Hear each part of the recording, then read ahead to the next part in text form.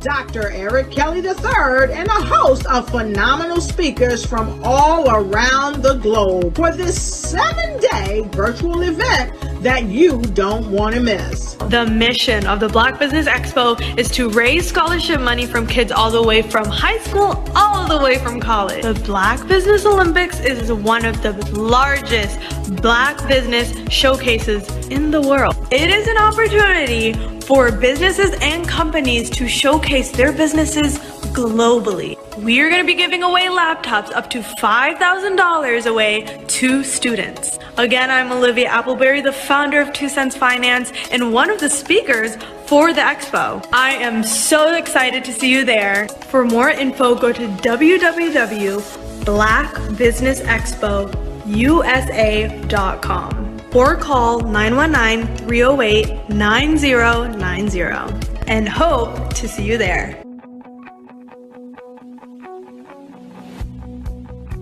I am Black Business. From the moment I wake until the time I sleep. Yes, I am Black Business. I am Black Business.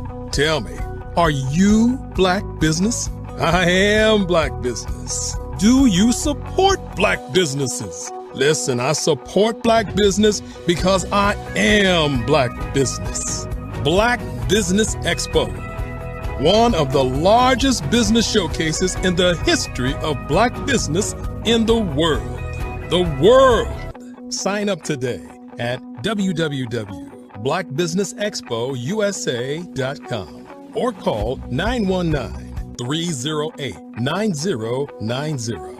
I am Black Business. I am Black Business. From the moment I wake until the time I sleep, I am Black Business. I am Black Business. Are you Black Business? I am Black Business. Do you support Black businesses? I support Black business because I am Black business. Black Business Expo, one of the largest business showcases in the history of Black America in North Carolina. Sign up today at www.blackbusinessexpousa.com or call 919-380-9090. I am Black Business. I am Black Business. From the moment I wake until the time I sleep, I am Black Business. I am Black Business. Are you Black Business? I am Black Business. Do you support Black businesses? I support Black business because I am Black business. Black Business Expo, one of the largest business showcases in the history of Black America in North Carolina. Sign up today at www.blackbusinessexpousa.com or call 919-380-9090. I am Black Business. I am Black Business. From the moment I wake until the time I sleep, I am Black business. I am Black business. Are you Black business? I am Black business. Do you support Black businesses? I support Black business because I am Black business. Black Business Expo, one of the largest business showcases in the history of Black America in North Carolina. Sign up today at www.blackbusinessexpousa.com or call 919-380-9090. I am Black business. I am Black business.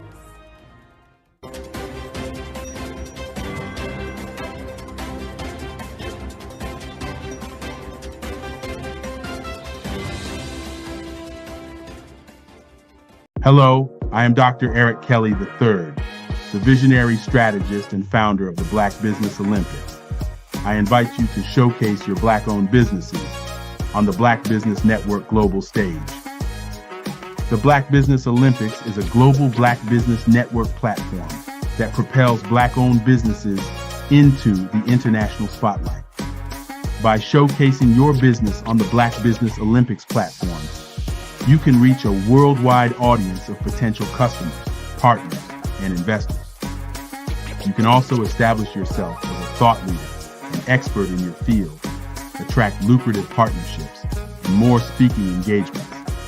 In addition, the Black Business Olympics platform provides a valuable opportunity to connect and collaborate with like-minded entrepreneurs and business professionals from around the world.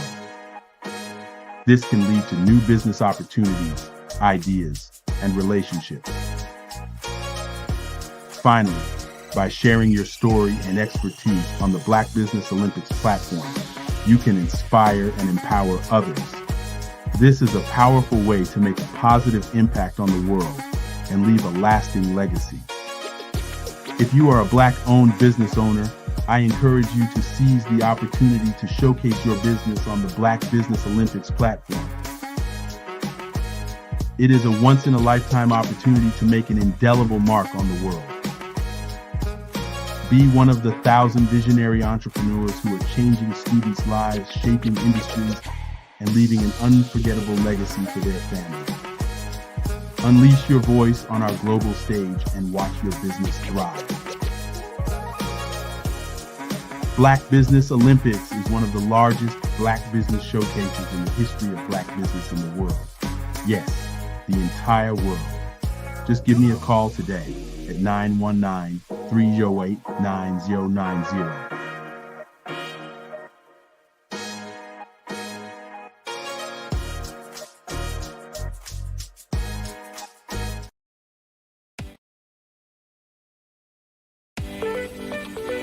You are in the right place at the right time. The Black Business Network opens again for its Black Business Olympics, a 24/7 broadcast on business, strategies, global branding, social media marketing, finance, advertisement, and much, much more. Featuring the top, most powerful entrepreneurs and speakers and thought leaders from all around the world as they gather together for this phenomenal event. Join the Black Business Network streaming live into the metaverse, STEM City, USA, Black Multiverse, Pod TV, Roku, Hulu, iHeartRadio, Apple TV, YouTube, TikTok, Instagram, Google Podcasts, Facebook, LinkedIn, IBM TV, Spotify, and Twitch. Tune in today and be a part of this amazing movement. The Black Business Olympics welcomes you.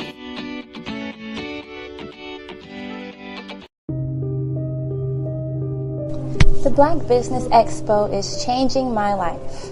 This year, they are giving away laptops and even $5,000 in cash to students just like me.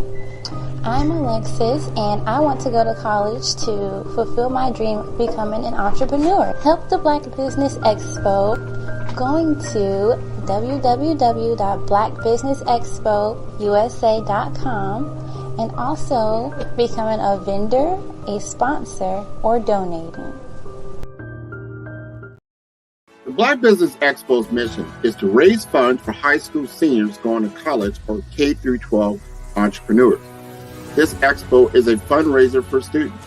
Please, you may go to www.blackbusinessexpousa.com to donate to the scholarship fund or use the Cash App at $BBXUSA.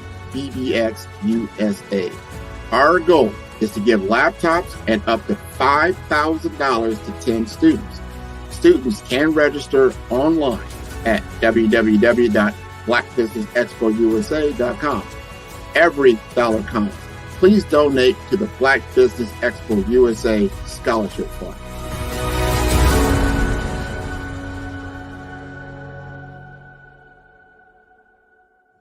Sometimes you got to hear the news from the Black perspective, and more specifically, Black publishers. And that's exactly why you have to download the HeyTie app, the largest mobile app delivering breaking news, videos, and podcasts from 200 of your favorite Black publishers. Yes, 200 Black publishers delivering news as it happens, literally all in one app. Go to HAYTI.com or download the app in the Google Play Store or Apple App Store. It's completely free, along with information that you can trust, so go check them out. Follow the Brand TV broadcast host, Grant McGaugh, as he visits with top executives and entrepreneurs to find out their secrets of success with their personal brand. Follow the Brand TV broadcast host as he focuses on brand development to build better relationships, bring value to your business, relationships, and career. You will enjoy listening to each episode that is tailored to speak to you directly. If you're looking for this type of clarity in terms of building your brand, you have tuned into the right station. Each episode will help you to shape a conversation in the 5-star BDM network of 20,000 professionals and become a springboard for your corporate engagement and business opportunities. Each guest will frame their story in the areas of personal branding, business development, career development, financial empowerment, and technology innovation.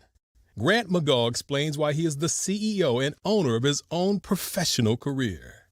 Grant is an accomplished business leader and entrepreneur who wants to give back to individuals to grow their personal brand strategy. Tune in as he weaves his story about new possibilities, while to you exceed expectations. If you love storytelling, this show will make for fun. 5-Star BDM, Brand Development Masters, is a professional consulting and advisory group keenly focused on business development services for the small to mid-sized business and entrepreneurs. Although every business is unique, they often share business development challenges that can be addressed through smart branding. Services include process improvement and operations, digital strategy and transformation, business intelligence, digital marketing, and personal branding. Our business and personal branding company has helped a number of professionals and organizations to optimize and grow. This results in more business, more opportunities, better reach, positive outcomes. Visit www.5starbdm.com today to learn more. Absolutely. So our coaching program help people that have the lack of time, that lack strategies, and lack the confidence to go after their dream life. So we help them implement tools. We help them implement, I love to leave the inherited lack of finances or the education behind finances. But it wasn't until I lost my firstborn, my only son, that life changed for me. And where I was going after it all, living the corporate life, hit my 6-figure income, and living in my dream house with my dream man, driving my dream car. Wow. I nearly lost it all. Wow. When I lost my son. And so I realized it only takes one financial catastrophe that can change your entire life. That's what made me start All New Beginnings. Because no matter what's going on in life, there's a new beginning. And because of that, we develop a program called Wise Minded. My little slogan is, don't just dream it, let's live it. If they want to connect with you or work with you, what is the best ways for them to be able to do that? Well, for my social media guru, you can connect with me on every single social media platform as Tanya T. Morris.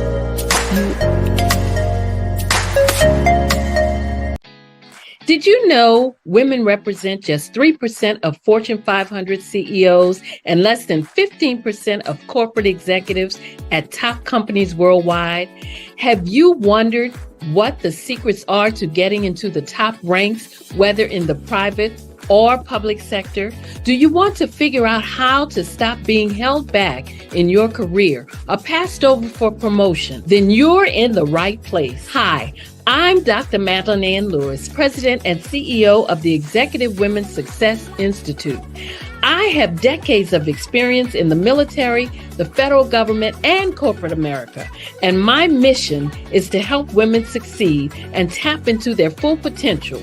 I want to reach 1 million plus women around the world to become the leaders they are meant to be. So if you want to move into a management or executive level position, or maybe you are a female veteran transitioning out of the military into business entrepreneurship, then reach out to the Executive Women's Success Institute at 301-693-3284. Let us get you on the fast track to success.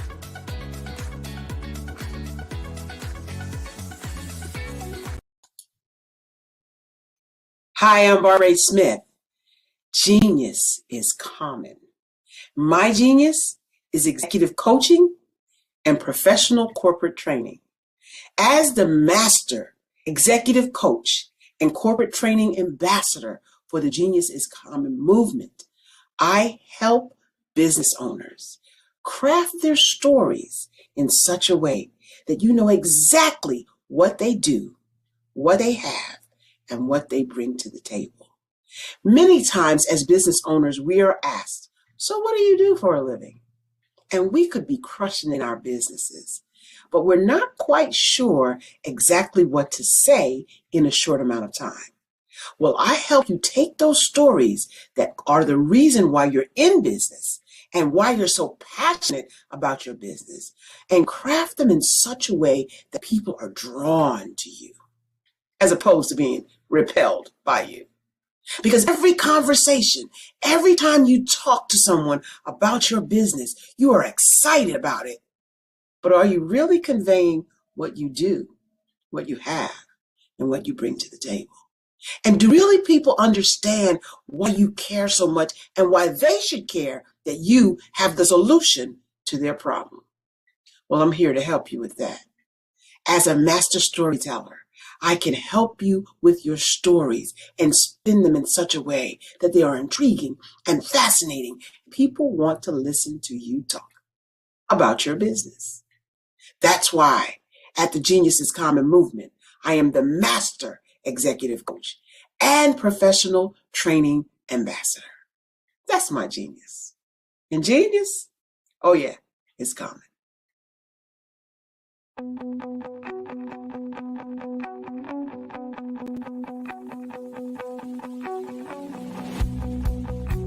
I am Black Business. From the moment I wake until the time I sleep. Yes, I am Black Business. I am Black Business.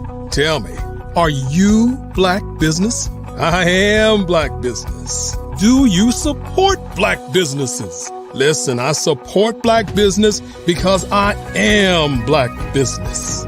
Black Business Expo, one of the largest business showcases in the history of Black business in the world. The world! Sign up today at www.blackbusinessexpousa.com or call 919-308-9090. I am Black Business.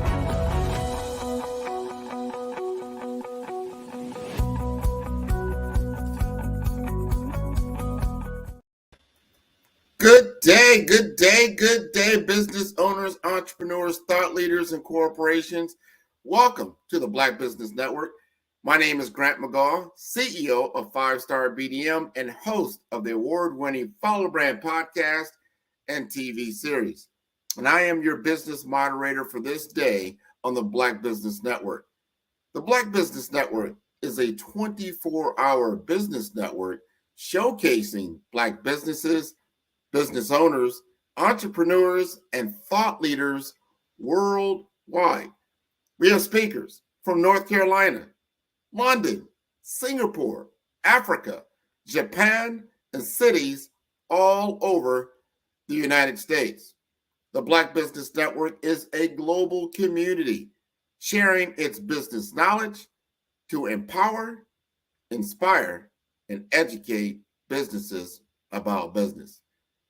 Please welcome this morning the visionary girl boss and CEO of Evolve You LLC, Jacqueline Dees. She's not only the creator of the transformative Evolve Girl Empowerment Program, but also the #1 Amazon best-selling author of Evolve Girl, How to Transform and Live Your Best Life. With over 2 decades of experience as a counselor, administrator, and educator, Jacqueline has empowered countless individuals to overcome limitations and craft their success stories. Her expertise spans across diverse educational settings, including STEM, special education, and university-level administration and instruction. Jacqueline holds a Master of Education in School Counseling, a Master of Arts in Marriage and Family Therapy, and a PhD in Christian Counseling with a specialization in life coaching. Beyond her professional accomplishments, she and her husband have served as foster parents to over a dozen children, showcasing her deep commitment to nurturing and mentoring youth from various walks of life.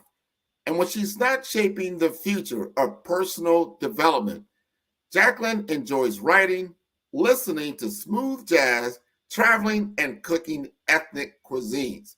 Get ready to be inspired by the remarkable Jacqueline Dees as she guides us on a journey of evolution and empowerment. Welcome, Miss Jacqueline. Oh, how are you, Mr. McGaw? Thank you. You're most welcome. Cannot wait to hear your keynote address for us this Friday morning. Genius is common, and I'll see you on the other side. Thank you. Thank you. I am so excited to be here, Mr. McGaw, and thank you so much, Dr. Kelly. This is an awesome experience, and I love the value that you are also adding. And speaking of value, that is what I'm here to talk to discuss today, the importance of adding value as an entrepreneur, as a parent, and even as a girl. So for those of you who are here, please don't leave early because I'm going to add $5,000 or bring $5,000 worth of value by the end of my time here. So you're going to want to stick around, parents. You're going to want to stick around, educators, because I have something really, really special to offer you. So let's talk about adding value. The last time I was here, I talked about some strategies for entrepreneurs, for parents. And today I want to talk to you about why it's so important to add value. As a business owner, you probably think of ways that you can connect with customers. Do you remember years ago when you walk in a mall and if there was a Chick-fil-A there, do you remember the countless samples that you probably had of that Chick-fil-A sandwich? And do you remember, if you were a kid like me, I would walk back and forth just to get that little crumble of Chick-fil-A sandwich. But they were doing something very strategic. It wasn't just about my taste buds. They were actually adding value and finding a way to lure their customers so that they were giving their customers a sample of what they really had to offer. So if you are a business owner watching this, one of the questions that I have for you this morning is, have you tapped into a way to add value to your business? Have you tapped into a way to help others evolve by the product that you have, by the service that you have? And if not, how Can you find a way to add value? And when I say add value, that could be something educational, a way that you are using to help people discover your business and what you're offering. It could be that product that you have, something that you are creating so that people can get a taste of what it is that you're bringing. Because we know that adding value is so important. Think of all the great leaders, even the spiritual leaders. Every single entrepreneur, great leader, great spiritual leader that we can trace, we can read about them finding a way to add value to the masses. So for entrepreneurs, for business owners, I want to leave you with that as I delve now into talking to parents. The last time, parents, we talked about structure, ways that you can help your daughter evolve, because I am all about evolving. I'm all about helping our girls find a way to grow, and to also helping the parents who parent these girls evolve. So I want to talk to you about how to add value to your daughter. One of the ways that you can add value to your daughter is by praising her. And sometimes we get so busy, parents, that we might say, oh, you did an awesome job. But what was that job in? How awesome was that job? And what did your daughter do that was really, really awesome? So one of the things that I would say is, when you are praising, be very specific about what you're saying. Oh, you did a great job bringing that grade up from a D to a C. I'm really proud of you. So be very, very specific about what you are offering praise for. Because think about it, as educators, as parents, when we teach a child to apologize, we often say, don't just say, I'm sorry. Say what you're sorry for. So parents, don't just say, good job, that was excellent. Be clear about what the job is excellent in. The second way that you can add value to your daughter is by acknowledging her when she's doing something right. Let's be honest, sometimes kids can make some bad choices. Teachers, you know that. Educators, you know that. Parents, grandparents, you know that. So find a way to catch your daughter doing something right. If she's doing an awesome job, it might just be something small, but catch her doing something right, especially if she's made a lot of bad choices. So praise her for what she's doing right. Another way that you can add value as a parent is by helping your daughter tap into her genius. You know, I've heard the saying a few times, genius is coming. Well, guess what? You have a genius living in your home, mom, dad, grandmom, granddad. If you're a foster parent, adoptive parent, there's a genius inside of every person. There's a genius in you. There's a genius in your child. One of the greatest gifts that you can give your child is helping her tap into that genius. Some kids have obvious talents. Some may not necessarily be as obvious because it could be a talent maybe with math or sciences or robotics, or an area where that child, your daughter, has not had a chance to explore. But it is very important for you to gift your child with helping her find his or her talent and genius. And why is that so important? Because if you are able to do that for your child now, guess what? They're not going to spend 10 or 20 years in their adult life trying to figure out who they are, what their strengths are, which career they should pursue. Can you relate to this? Do you know anyone at your college who maybe you went to your college and they had already been there for 3 years before you got there? You graduated, that student was still there. You went back to the homecomings, that student was still there. We had one of those at my university. I won't mention his name, of course, but this student had been a student for 8 years. The reason? I don't know how he pulled it off, but he changed his major so many times.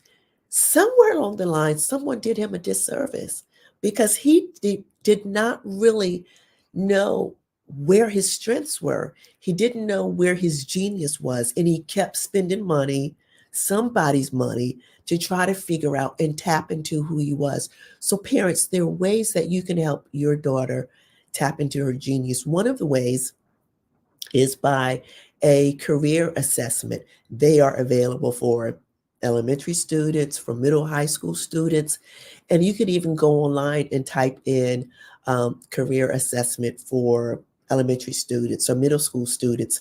And I've done that with my students. They're assessments that are very similar to the Myers-Briggs. So that really helps them understand where they'd most likely be successful as a career. It helps them understand about their personality. It helps them understand how they show up. So it's really important for you to gift your daughter with helping her understand how she shows up. Another way that you can add value to your daughter is by helping her celebrate her achievements. What are the achievements that she's doing regularly? It might be sports, it might be reading, it might be math, it might even be helping you around the home and being a good big sister. One of the ways that I believe our girls are undervalued sometimes is by giving them recognition for the responsibilities that we have at home. There's so many big sisters and so many children, and it might even be a son. Maybe you may not have daughters. You're listening to this, you might have sons, but a lot of times children are taking care of their younger brothers and sisters, and they are being kind of mom at home. And a lot of times these children don't get the acknowledgement, the thanks, and the recognition that they deserve for not only being a good daughter, but for being a good big brother, for being a good big sister, for being a good big cousin. So if you have a daughter at home who is being a caretaker, be sure to stop, to pause, to say thank you, because that's not one of the responsibilities that I've heard them say that they signed up for. But they do it anyway. I'm a big sister, and you want that praise, and they want that. You know what? You did an awesome job taking care of your brother today. Thank you so much. I realize it's not your main responsibility, but you do such an awesome job.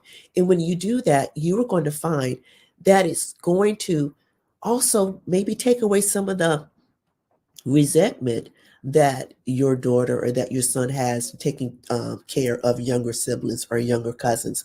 So you want to make sure you celebrate their achievements at home. You celebrate their achievements in sports. You celebrate their achievements in what they do.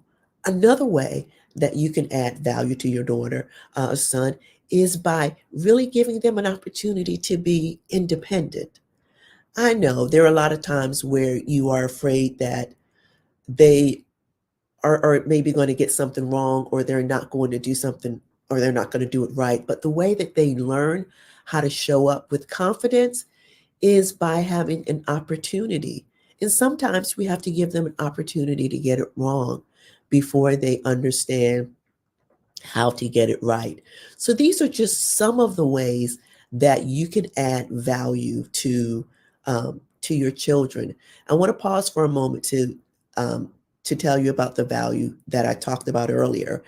I am the founder of an Evolved Girl Empowerment Program. That program is a 12-week program. It is data-backed, and that program has improved lives of students across the country in the public school system.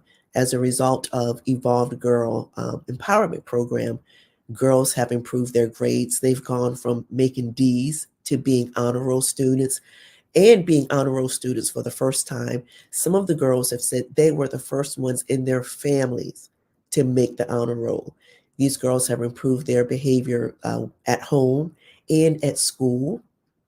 It's helped them navigate the bullying issue and really how to use their voice and stand up for themselves. It's helped them in peer relations, building an unstoppable confidence. So what I want to offer you today, if you are a parent, educator, is I am gifting 10 programs. If you email me at evolvedgirl at evolvedu.net. I'm going to say that again. Evolved Girl at evolvedu. That's EVOLVED like David, u.net. And if you say, I am interested in this program, I will send you a code.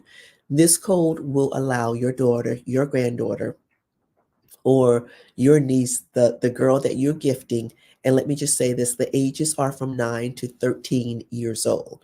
It will allow them to enroll in this 12-week empowerment program. It's a virtual program, which is awesome because she can take it at her own leisure, at home, after school. It's a 12-week program that she can take, and it is free of charge.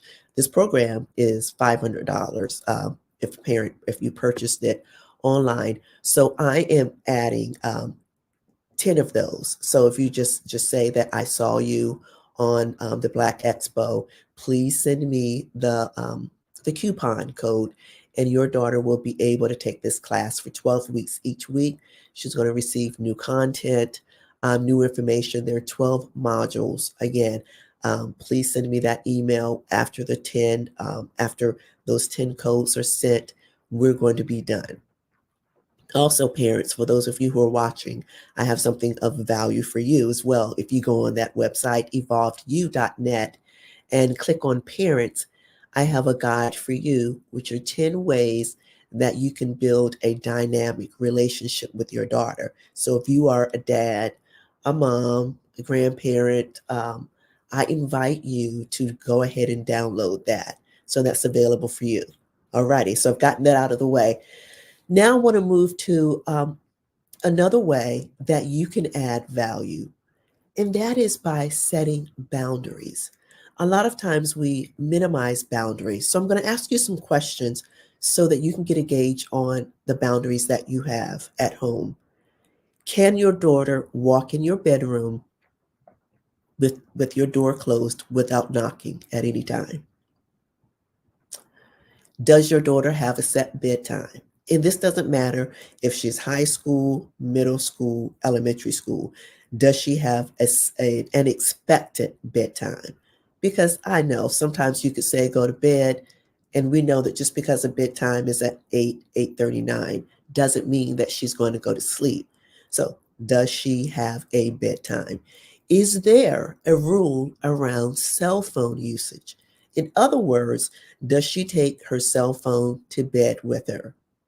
Or is there a place, I call it a depository, or a place where she deposits that cell phone every night so that it is not getting in the way of her sleep?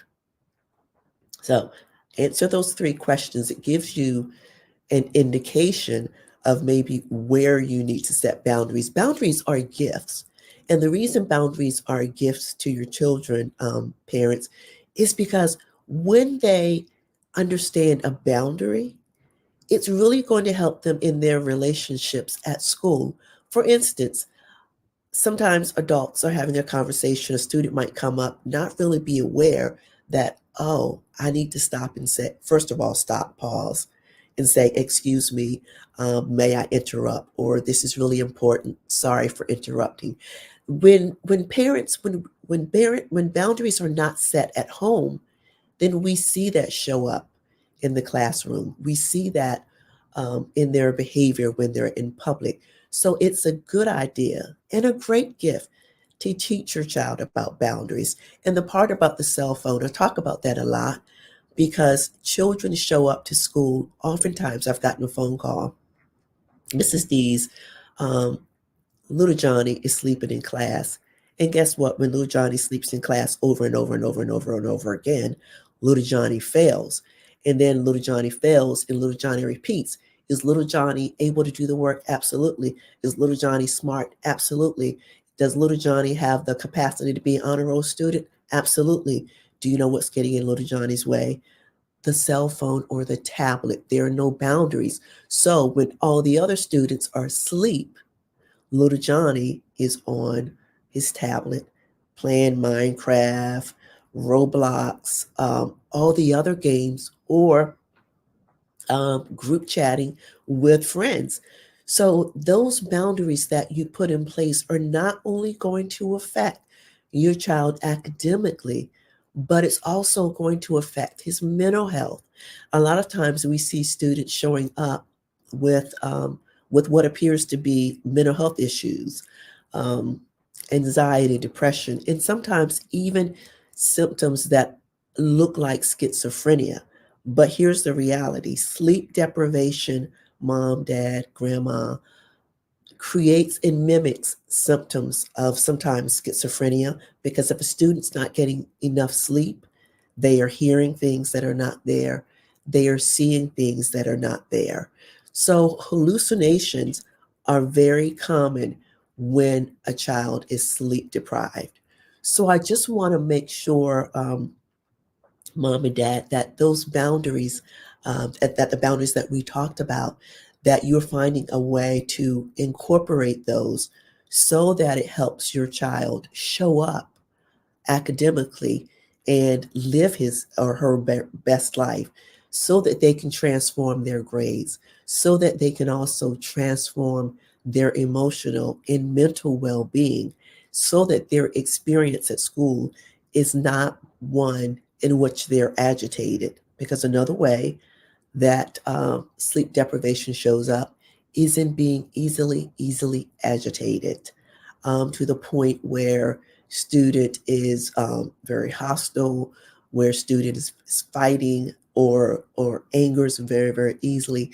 So that's just some of the ways that you can add value to your daughter, to your son. And for the youth, for those of you who are listening or who have an opportunity to listen to this, one of the questions that I want to ask you is, how are you adding value at home? How do you add value to your classroom? How are you adding value to your friends? One of the things that I always tell students is, leave a place or a space better than it was before you entered it. In other words, if you're in a classroom, or if you're in the bathroom, or you are visiting someone's home, pick up behind yourself. Don't leave your toys, or don't leave your gadgets, or don't leave your trash or empty candy wrappers on the desk, in the floor, on the sofa. So always find a way, number one, to add value in your classroom. That's one of the ways. Another ways that you can add value in your classroom is by asking your teacher, when you see that she's overwhelmed, is there anything I can do to help you? Or how can I help make your day a better day? Or maybe it might be the principal. Maybe you're walking in the school and you see the principal or a teacher struggling with books or something. Find a way to add value to your environment at school. Also, you can find a way to add value to your relationships. And I'm talking about your peers. You can add value by, number one, not gossiping. One of the biggest issues in school, especially in middle school, is the he said, she said drama. And it's an ongoing process, parents. I know that you know it, because your daughter probably comes home every day telling you stories about this person said. Teachers, educators, if you have a business that caters to youth, you know the he said, she said stuff can be overwhelming. So add value, evolved girl or evolved boy, by not gossiping, by not taking what someone else has said to someone else. Because you know, at that point, that's where the fire starts and the drama gets very heated. So you can add value by finding a way to eliminate the girl drama, by eliminating the boy drama. Another way that you can add value is by refusing to be a bully. Now, I know, we always talk to the person who's being bullied, ways to deal with bullying. But if you are one of the students who finds yourself teasing someone all the time, or you find yourself making someone feel bad because he's not wearing or she's not wearing the designer shoes, carrying the designer purse or doing what you feel is the fashionable thing to do. How do you handle that person? What do you say to that student? How do you relate to that student? Do you approach that student from a position of they are less than and you are more than? Or do you find a way to see the value in that student? Because guess what? A lot of students who are the A students, who are soaring academically, they may not be carrying the designer purses. They may not be wearing the designer shoes. And a lot of times it's not because they can't afford it. You'd be surprised to know that a lot of times the students who are wearing what you might say off-brand or no brand or no name apparel are the ones whose parents are multimillionaires.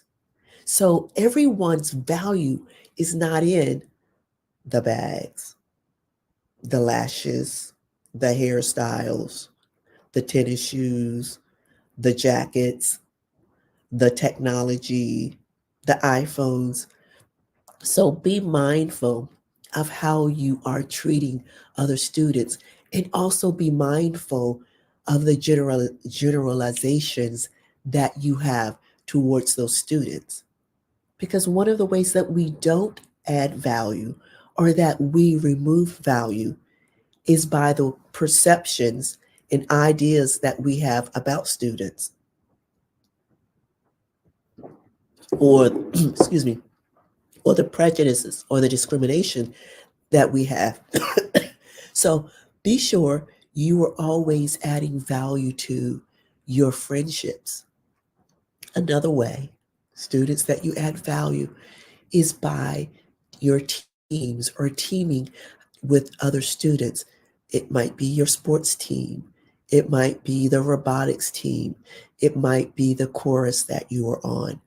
How do you handle winning? And how do you handle losing? You can also add value to someone by helping them lose gracefully. You can also add value to yourself by not becoming very agitated, upset, or totally freaking out when you don't win a game. Because here's the truth. There are going to be games that you win. There are going to be competitions that you win, but there are also competitions that you're going to lose. That doesn't make you a bad athlete. It does not make you a loser. Just because you don't win the game doesn't make you a loser.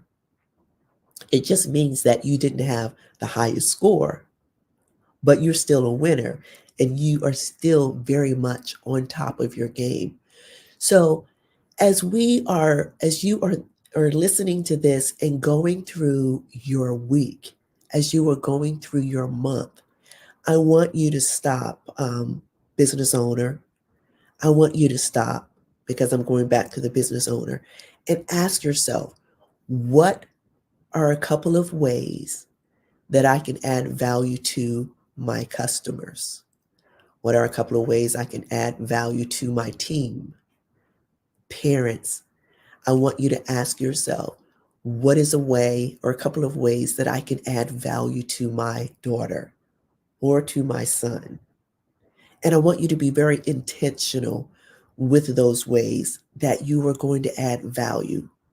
Because if you don't add value, somebody else is going to add value. And sometimes the ones who add value could be the ones who are trying to prey on your son or on your daughter. So you want to make sure they're getting it from home first, so that when somebody out in the streets comes along and gives them value or a compliment, that they don't just soak it up and they become so enamored by value that someone else is giving them, or a compliment that someone else is giving them, that they find themselves lost into a relationship or a situation. So be the first one to value your children. So parents, we've talked about finding ways that you can add value. Another thing that I didn't add was planning a date with your daughter. When was the last time you planned a date? It might be their favorite restaurant. It might be a walk, doing something that your daughter really, really enjoys or your son really enjoys, where it's just you, where you take that time out to give them you, all of you. No phone, no TikTok, no texting, where it is just you and her or you and him. That's really, really important. And then we've also added students, ways that you can add value to your classroom, to your teacher, to your students, to your peers, and the ways that you can add value at home. So I really want you to become intentional about how you add value. Those of you who are coaches who are watching, I've seen so many beautiful coaches on here tell their moving stories about your stories and how you've helped others and what you're doing now with people all over the world and changing lives. How can you add value to the clients that you already have? How can you add value to those that you are trying to bring in? Because adding value is what we do. Adding value is who you are. Giving value is what we do. So I really invite you. So I'm going to go through again for those of you who just got on. Maybe you missed what I talked about earlier about a free class, empowerment class for your daughter. It is a 12-week empowerment class. It is called the Evolved Girl Empowerment Program. It is structured on a platform, on an educational platform, so that every week your daughter receives a module. There are 12 modules. You can learn more about this on evolvedu.net. Those modules start with how to create your own metamorphosis, how to make good grades, how to improve your grades, how to navigate peer pressure, how to take care of yourself if you are facing or dealing with anxiety, depression, self-care, girls, the importance of caring for your body. We talk about how to navigate relationships with teachers, because let's face it, there are going to be teachers that you love. There are going to be teachers that you don't love. There are going to be teachers that love you, and some teachers who may not necessarily care too much about you, because all teachers, guys, aren't created equal. Teachers bring their own personalities, dynamics, and perceptions to the classroom. Everyone does. So that we have modules that really address how to build relationships with teachers, how to navigate that, how to navigate your relationships with parents. So this program, again, is going to be offered. It's a $500 program, and I am gifting this to 10 students. You will receive a free code if you send an email to this address. That email is evolvedu.net. And I'll spell evolved you, EVOLVED, evolved with a D on the end, u.net. And when you send that email, you simply say, I saw you on Black Business Network, and I'm interested. I will send you a code. Now, this is only for 10 girls. So if your email is email number 13, and you won't meet that cut. So again, it's going to be the first 10 emails that come to my email address. I will send you the code, and your daughter can start right away. At the end, and let me tell you what's going to happen at the end, because the end is just as sweet as the beginning. At the end, there's going to be a virtual Evolved Girl party where parents show up. Their girls are going to receive their certificates. We will celebrate. And in addition to that, these girls will have weekly access to me.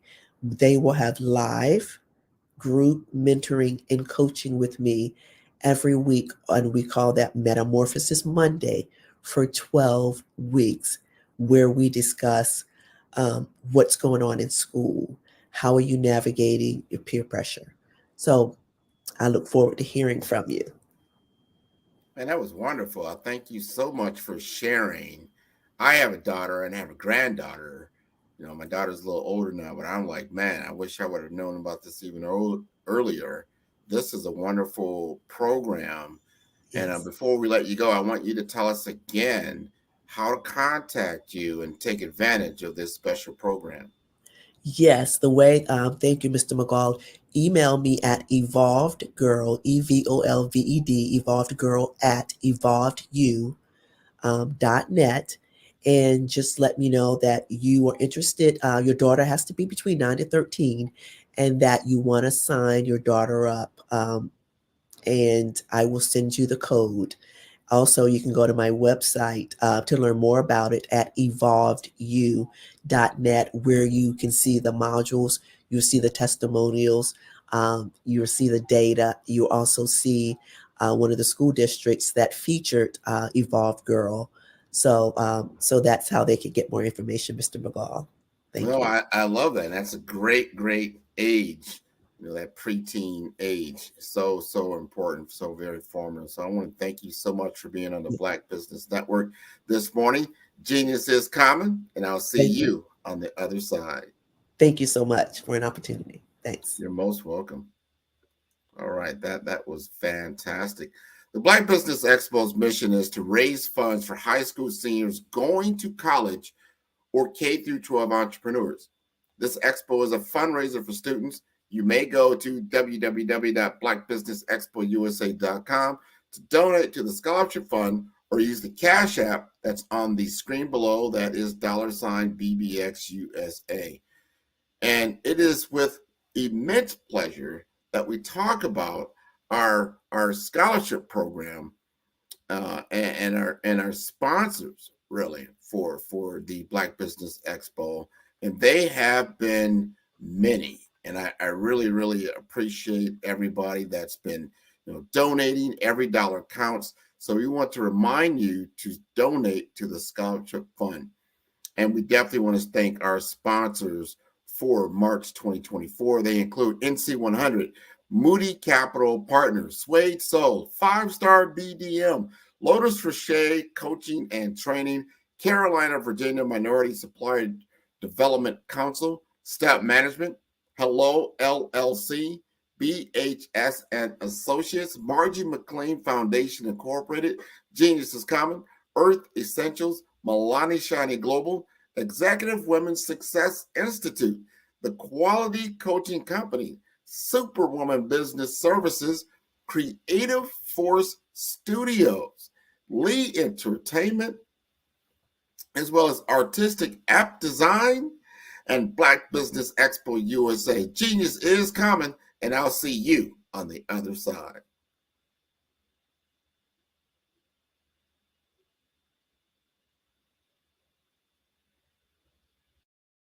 Over the past few years, we've seen the growth of existing and new initiatives focused on financial inclusion, building global networks, and reducing the wealth gap in response to the idea there's not enough seats at the table. Whether their outcomes are to increase the representation of Black executives on corporate boards, ensure an inclusive global economy, or to create new U.S. African commercial pathways, the strategies are often carried out by separate programs. The question is, should they be? With the continent of Africa being home to more than half of the world's fastest growing economies, the youngest workforce, over 400 companies generating more than $1 billion annually, 700 generating more than $500 million annually that are poised for growth, and being the destination of nearly $5 billion in venture capital in 2021. Diversifying U.S. and Africa commercial engagement by building bridges between African businesses and their U.S. diaspora should begin being seen as mutually beneficial. From helping to reduce Africa's enormous capital gap to catalyzing two-way trade opportunities, the COVID-19 global pandemic hopefully has taught us that global challenges and opportunities are more interconnected than we thought.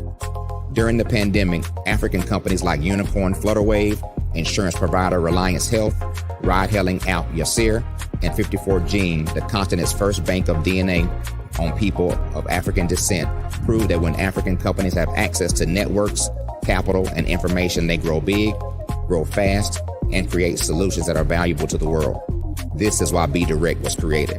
We are the first U.S.-based but African-centric board preparedness and board search company designed to connect U.S. Black talent and corporations to African businesses.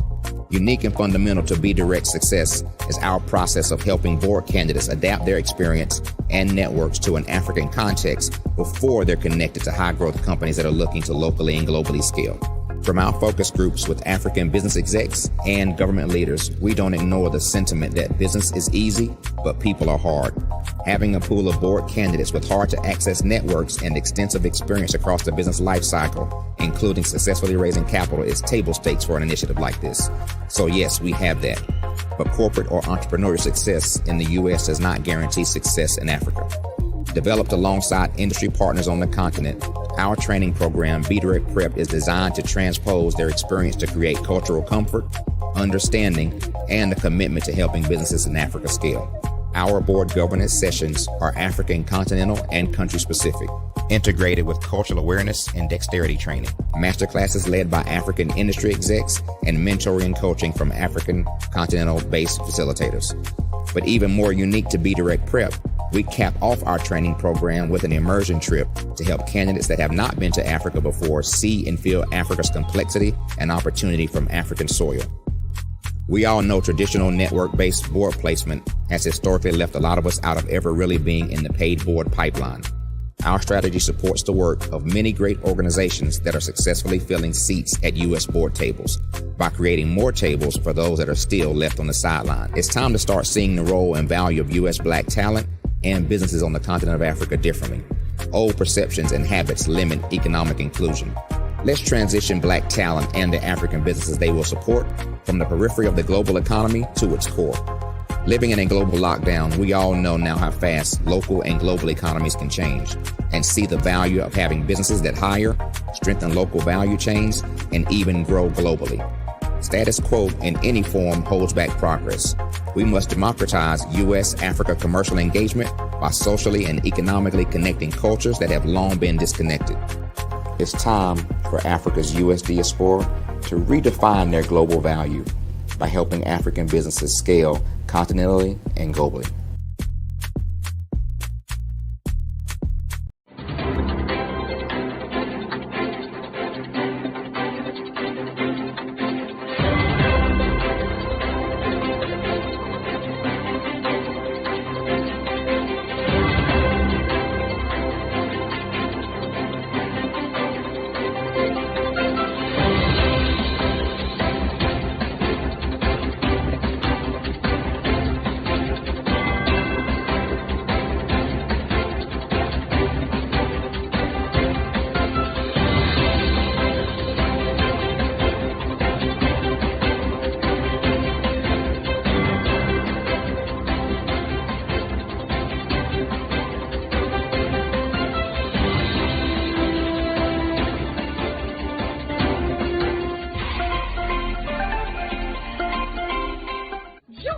Dr. Eric Kelly III and a host of phenomenal speakers from all around the globe for this 7-day virtual event that you don't want to miss.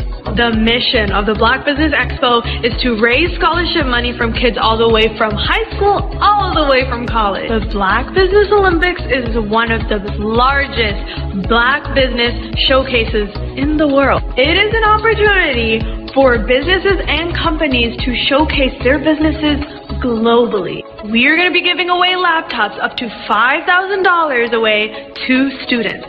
Again, I'm Olivia Appleberry, the founder of 2 Cents Finance and one of the speakers for the expo. I am so excited to see you there. For more info, go to www.blackbusinessexpousa.com or call 919-308-9090 and hope to see you there. I am Black Business. From the moment I wake until the time I sleep. Yes, I am Black Business. I am Black Business. Tell me, are you Black Business? I am Black Business. Do you support Black businesses? Listen, I support Black business because I am Black Business. Black Business Expo, one of the largest business showcases in the history of Black business in the world. The world! Sign up today at www.blackbusinessexpousa.com or call 919-308-9090. I am Black Business. I am Black Business. From the moment I wake until the time I sleep, I am Black Business. I am Black Business. Are you Black Business? I am Black Business. Do you support Black businesses? I support Black business because I am Black Business. Black Business Expo, one of the largest business showcases in the history of Black America in North Carolina. Join Dr. Eric Kelly III and a host of phenomenal speakers from all around the globe for this 7-day virtual event that you don't want to miss. The mission of the Black Business Expo is to raise scholarship money from kids all the way from high school, all the way from college. The Black Business Olympics is one of the largest Black business showcases in the world. It is an opportunity for businesses and companies to showcase their businesses globally. We are going to be giving away laptops up to $5,000 away to students.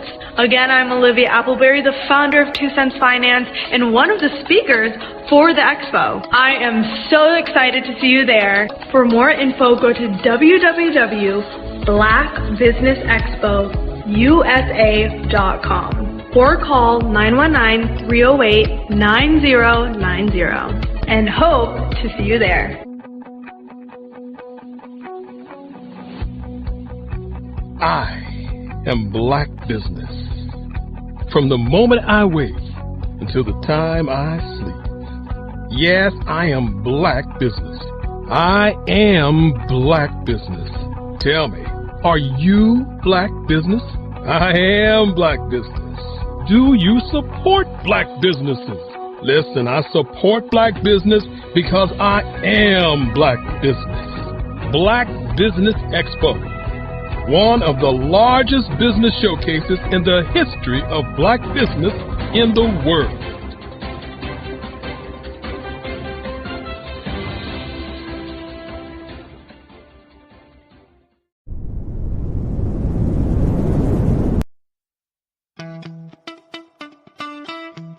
How many times have you been asked to help someone you didn't even know, a student, a business entrepreneur? Or did you ever even ask, where did they end up? That business, that friend, that entrepreneur. Well, just maybe they ended up in a gang, bankrupt, homeless, or worse, dead. Maybe they turned to crime, drugs, and alcohol.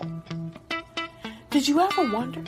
Did you destroy their dream, or was your life always so easy? At the Black Business Olympics, we started a movement to help students complete. Give them hope and foster success. Help them to leave their dreams of providing laptops, computers, and up to $5,000 in scholarship funds. Today, we ask you to help a student, a business owner, or an entrepreneur to realize their dreams by sponsoring them, supporting them, and buying from them. Consider this. With $1.6 trillion in our Black community, we only ask for a small donation for our students, our businesses, and our entrepreneurs. And you can change a life today. So I ask you, what are you going to do?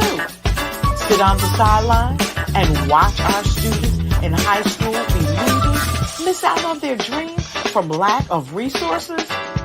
Or are you going to donate to the movement and change their future and yours as well?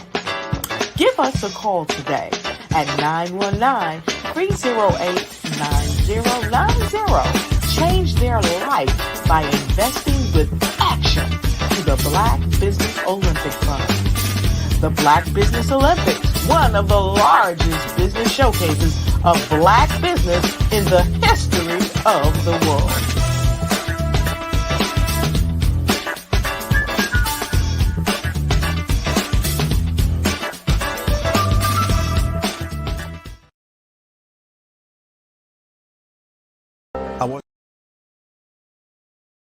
I was born in a little village on the island of Haiti.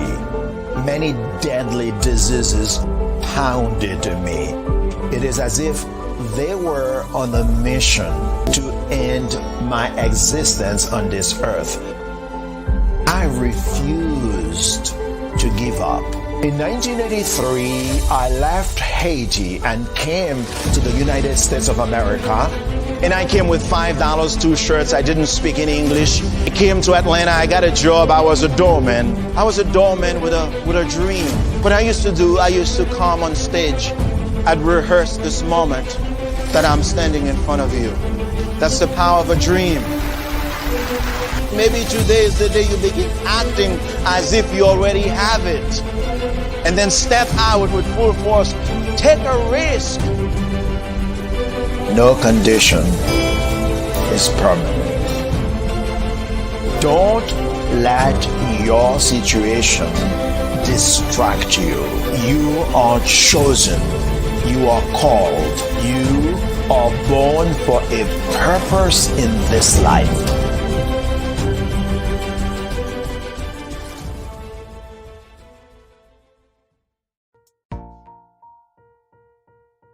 Have you ever seen a parent stressed out and needed a stress reliever with their child? One morning I was coming out of a store and saw a mother and her 3 or 4-year-old son. She was highly upset, actually beginning to yell at him. However, the more upset she became, it seemed the calmer the child became. He sat down on the sidewalk, crisscross applesauce, folded his arms, and looked up at her with a smile. You see, the angrier she became, the calmer he became, because he had the control of the situation. Hi, I'm Frizelma Lynn. I am the CEO and founder of Frizelma Teaching Parents, LLC. I'm a retired teacher, school district administrator, an author, speaker, and I am the Parenting 911 coach. My mission is to rescue families by equipping parents with proven, effective, and practical strategies to enhance their parenting skills.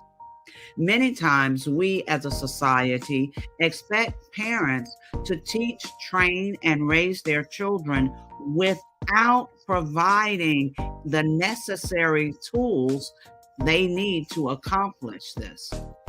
However, parenting issues cannot be resolved without intervention. Therefore, Frizelma Teaching Parents has provided coaching programs, digital courses, and live webinar trainings to provide step-by-step research-based parenting strategies, even for parents whose children are disrespectful, defiant, for those who have been diagnosed with ADD and ADHD, and even for parents of adult children. No longer will you have the need to feel like you are a failure as a parent. You'll now have the tools needed for each situation. Trust me on this one. Go to www.parenting911.org. Book a 15-minute strategy session with me or choose one of the coaching programs. Our training helps parents relieve stress. Are you a forward-thinking entrepreneur or business owner? The world is changing faster than ever, and it's time to pivot and adapt to the future.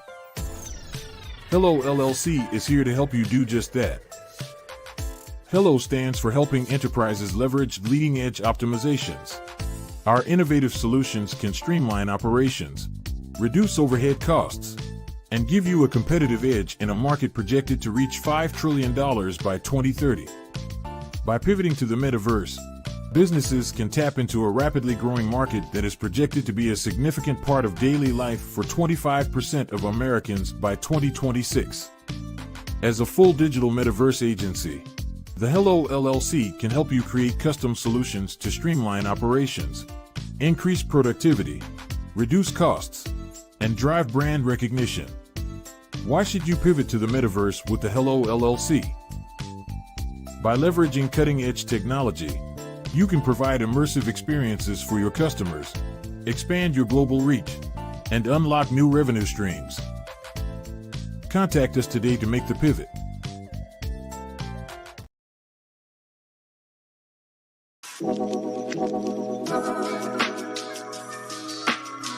The African company and the African CEO is making a conscious decision to bring on someone external to the continent versus bringing on someone who is from Ghana or Kenya or South Africa.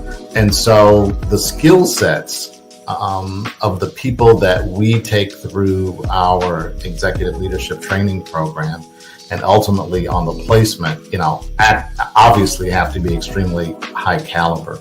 So what we look for are corporate executives at the vice president to C-suite level, as well as Black entrepreneurs. When we look at the Black corporate executives, we're looking for some very specific skill sets, whether that be around supply chain, sales and marketing, engineering, product development. We want our folks to be able to add immediate value to the corporate board, right? And the other thing is, even if they don't necessarily have specific industry experience, they're bringing a diversity of thought.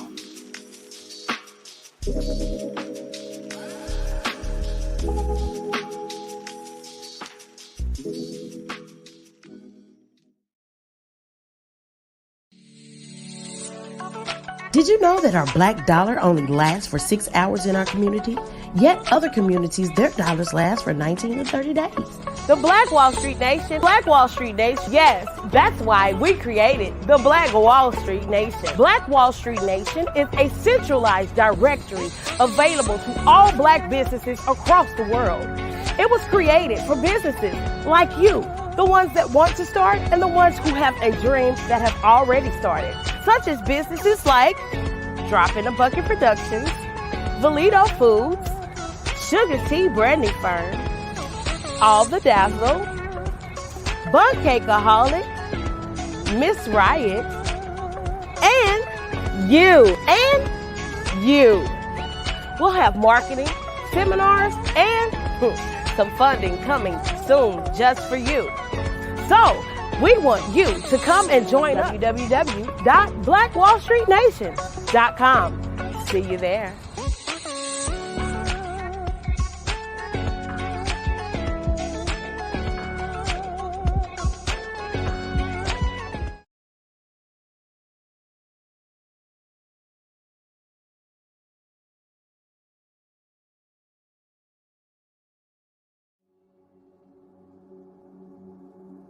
Are you a forward-thinking entrepreneur or business owner?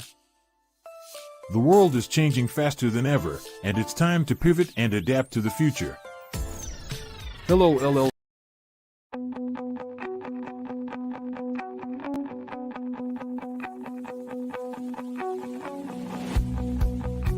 I am Black Business. From the moment I wake until the time I sleep. Yes, I am Black Business. I am Black Business. Tell me, are you Black Business? I am Black Business. Do you support Black businesses? Listen, I support Black business because I am Black Business. Black Business Expo one of the largest business showcases in the history of Black business in the world. The world! Sign up today at www.blackbusinessexpousa.com or call 919-308-9090. I am Black Business.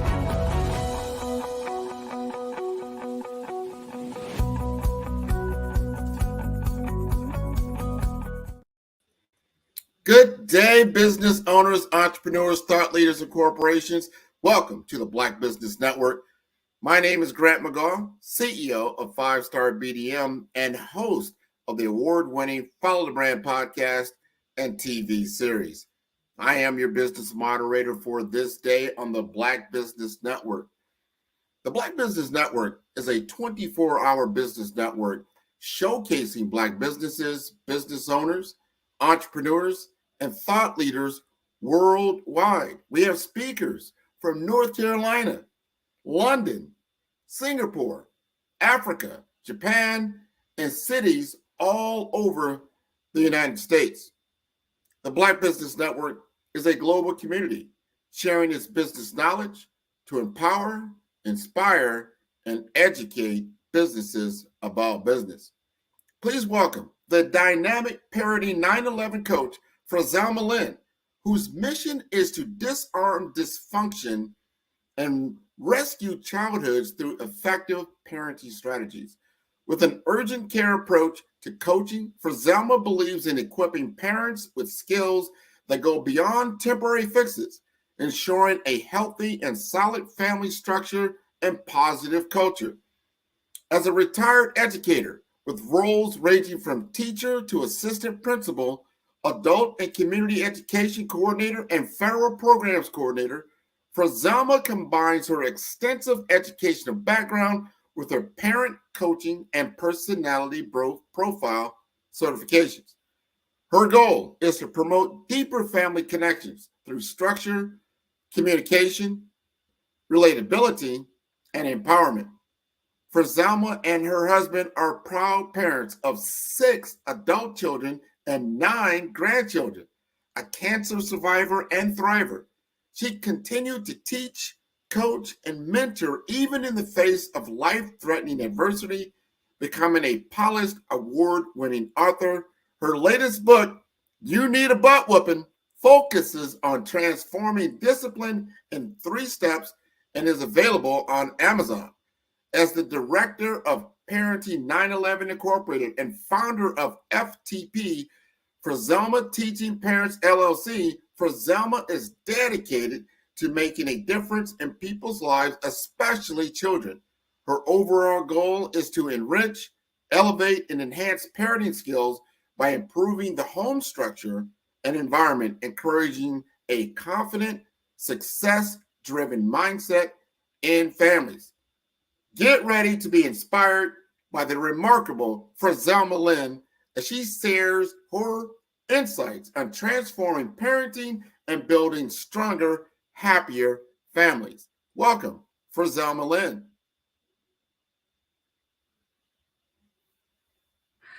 Hello, Grant. How are you? I am wonderful. How are you doing this morning? I'm doing quite well. Let me make sure now. They need to understand it is Parenting 911. It's that emergency number. It is Parenting 911. Take it out, man. You know it, man. I got that number on my speed dial right now. I can't wait to hear what you have to share with us this morning.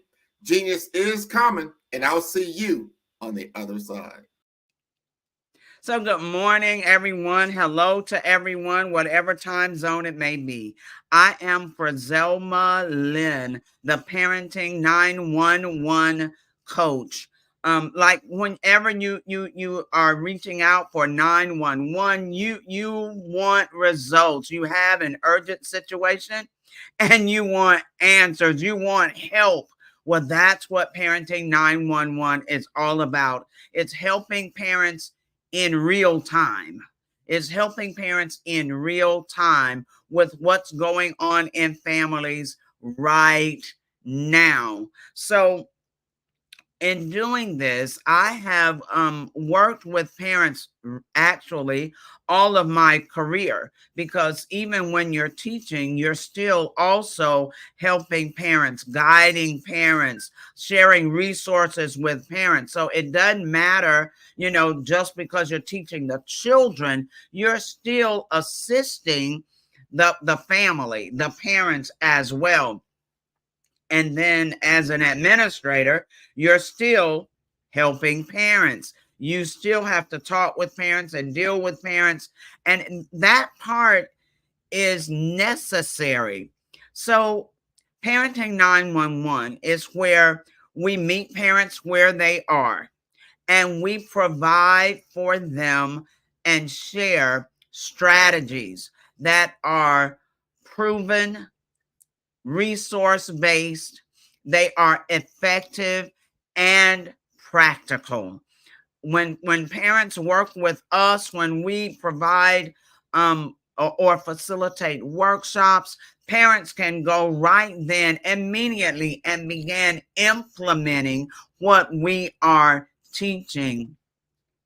There was a little mini course that I did on Facebook some years ago, and one of the parents with a toddler, maybe 3 years old, she listened to the mini course and then she implemented. And her comment was, "Oh my goodness, it worked immediately." So Parenting 911 provides for parents immediate results, all right, when implemented properly. Now, let's talk a minute about some of the things going on in our society. A week or two ago, I was in Orlando, Florida, and walking through the conference center, all on the walls and in the monitors, there was showing fabric, fabric, fabric, and there were different textures for you to touch and for you to see, So I started thinking about fabric, and an old commercial years ago came back to mind, and it was about cotton, and it said, "Cotton is the fabric of our lives." So I kept thinking about fabric. And for those of you who sew or crochet or knit or whatever, you understand that fabric is made out of thread, usually one thread or several threads that are intertwined together. Well, if you take that one thread and you mix it and mingle it and turn it and twist it a certain way, you create a garment. However, if you don't lock that one thread where it can't unravel, then you can also destroy the garment by pulling one thread. And now I'm understanding more about what's happening in our society.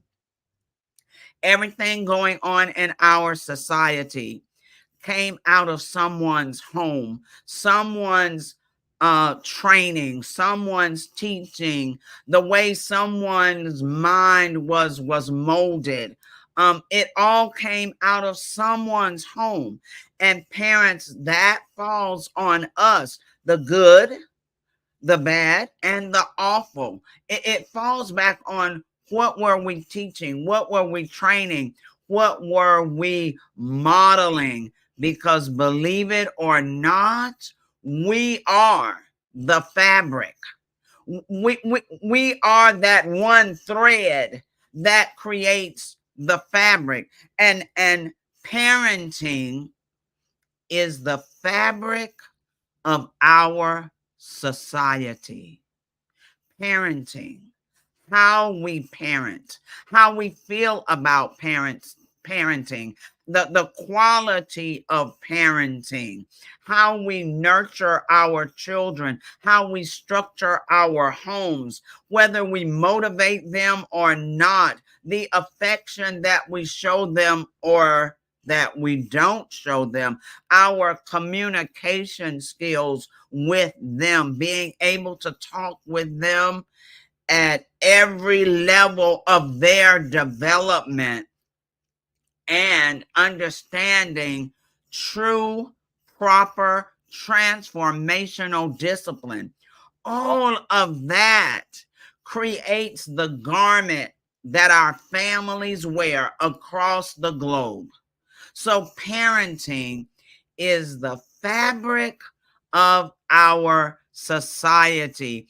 And Parenting 911 is here to repair the fabric of our society. We start off doing that by working with parents. So, of course, we do one-on-one coaching.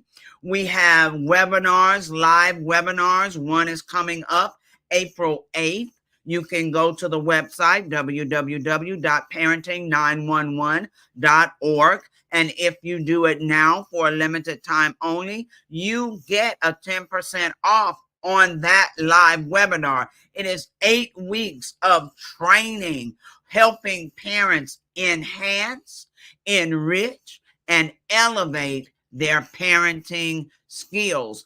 It's definitely for working parents who, lead well at home. At work, manage well at work. There is a great structure at work, and they give it all they've got at work. But when they arrive at home, the structure falls apart. The energy is gone. They don't know how to pull it back together at home, and there is chaos waiting for them at home. And it doesn't matter if they are teachers or administrators or superintendents or doctors or pastors or executives, lawyers, judges, doesn't matter. Because what we need to make sure of is, just like we manage well at work, we know how to manage well at home. And that's who the workshop is actually built for. That live webinar is for those who work hard, lead well at work, but fall apart, don't know how to pull it together for their families when they get home. All right. Now, let's talk a little bit then about some of the issues, the concerns, parenting. Sometimes something that seems so normal for everyone, we tend to take it for granted. We tend to minimalize it. However, parenting is one of the most important tasks that any human being can ever have, because parenting not only impacts and affects one generation, it then affects other generations to come. Parenting should be a part of your legacy. Good, quality, empowering parenting. It should be a part of your legacy. Let's talk a minute then about communication.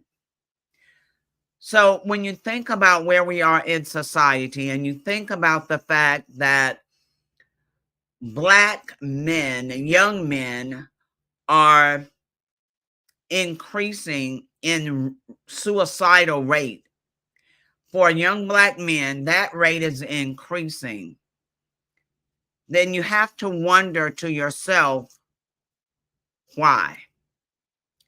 In a conversation I had on yesterday, something was mentioned, and I need for us to realize this.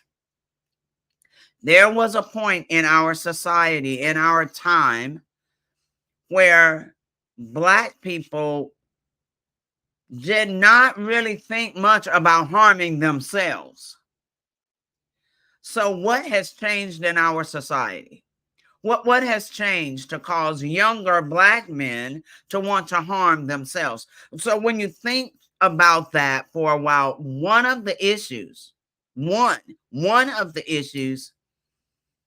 is communication. It's actually the fact that many young Black men and women don't feel that they have a voice. No one's listening. No one's listening. Parents, we're not listening. They try to tell us, and we make statements like, oh, you can talk to me about anything. When in reality, they come to us to talk about issues they have or things that are being said in their world in real time. And we won't take time, don't want to hear it, overreact when they say it, which means they're now going to shut down. That takes us back to our statement. You can talk to me anytime about anything. Be very careful, parents. If that's the statement that you have shared with your children, you need to be ready for what they bring in the conversation, because they are hearing and dealing with things that it's even hard for us to imagine. So many times our young people don't have a voice. This is what I mean. I've watched so many parents, especially mothers of sons, who would ask a question and not allow enough time for the son to formulate the words that he wants to use to answer. And what the mother would then do is answer for him, or just shun it off and act like, oh, forget it. It's just taking you too long. How is it that we refuse to give our own children ample time that they need to answer a question? That takes away their voice. They feel like no one's listening to what they have to say anyway. In a citywide workshop, one of the young adults, I want to say maybe 24 years old, that was an issue that she brought up.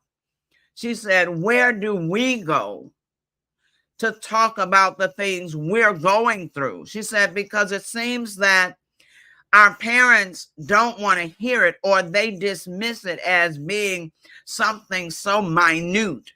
You know, they'll say, oh, girl, I've been your age before, been there, done that. Don't worry. Just, hey, you have to do what you have to do. And that's not a conversation. So parents, we must learn how to communicate better with our children. We have to give them a voice. We have to allow them to speak what's on their hearts. We have to be willing to listen. That's a big issue. Being willing to listen. Listen actively and intentionally. Listen to what our children, even our little ones, have to say. I presented a workshop on yesterday to Head Start parents. And one of the things I said to them is listen, because your 2-year-olds and 3-year-olds and 4-year-olds may not have the words they need to express what they're feeling and what they're saying. So you have to listen even closer, but be willing to listen. See, that's a part of the fabric of parenting that's unraveling, and it's ripping our families apart.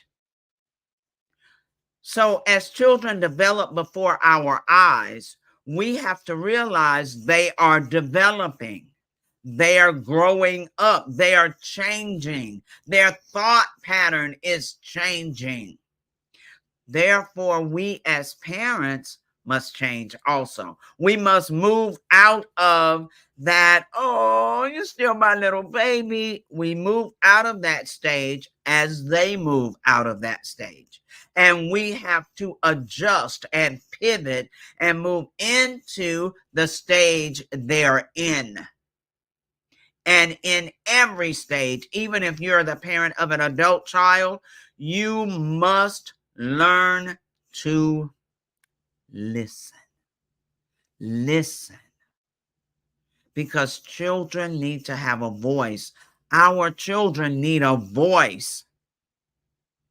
Many of them are uncomfortable sitting at the table where leaders are speaking because they feel like they have no voice. They feel like no one is going to listen to them because no one ever has listened to them. So parents, that's on us. Parenting 9-1 deals with real-time situations like that. All right. Now, in the meantime, as children develop, all of us actually develop. Life changes us. Life brings on, new experiences, new challenges. We have to rise to the occasion. There should be expectations for us. It's very hurtful for me to meet a parent who has lost all expectations. There's no motivation. There is nothing for them to live up to. No, there's nothing for them to challenge themselves to do. And if that's how the parent feels, they are transferring that same demeanor over to their children. And you meet many children who are unmotivated. That's because there is no motivation at home.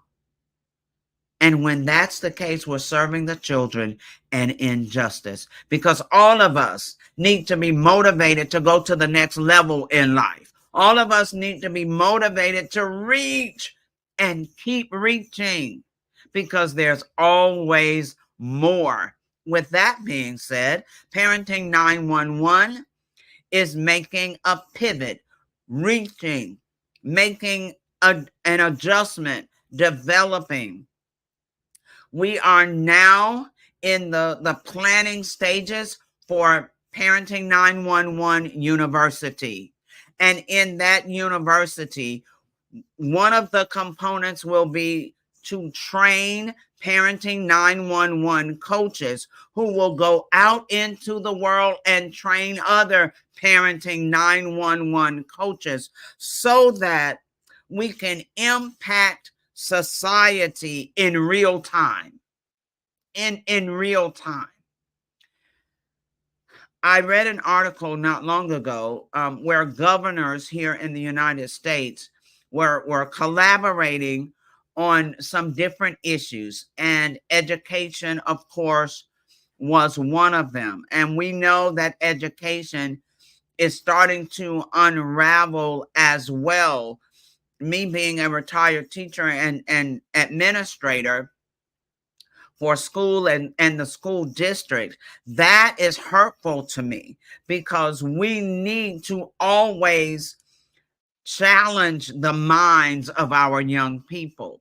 Well, what the governors were talking about, of course, is putting more money for the top end, the progressive part, AI and all the technologies and STEM research and all of the progressive things. Yes, that's what we need. We also need that. However, we cannot continue to add to the top of the garment when the bottom of the garment, the foundation of the garment, the thread that started the garment is unraveling.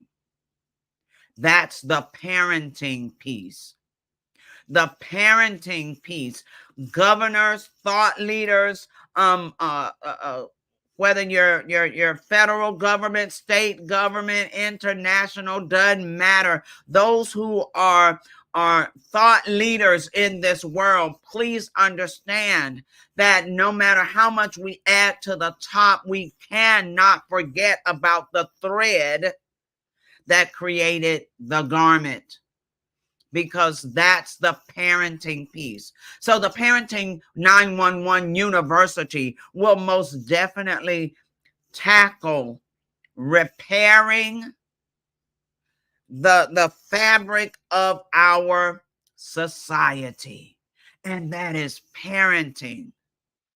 And we will have parent 911 coaches trained, certified, going out throughout the world training others.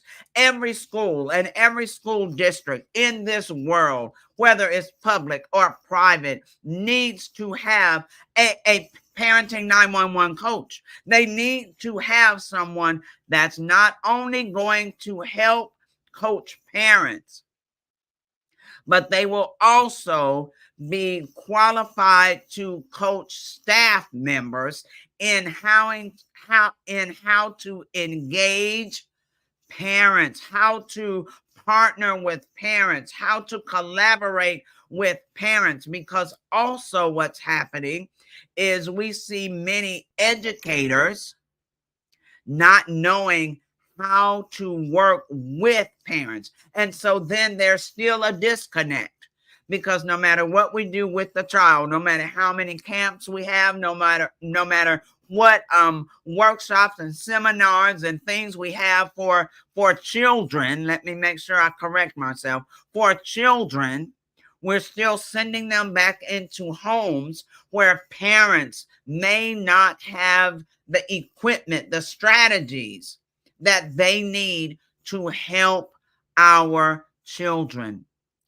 Parenting is that fabric, that thread that's unraveling in our entire society.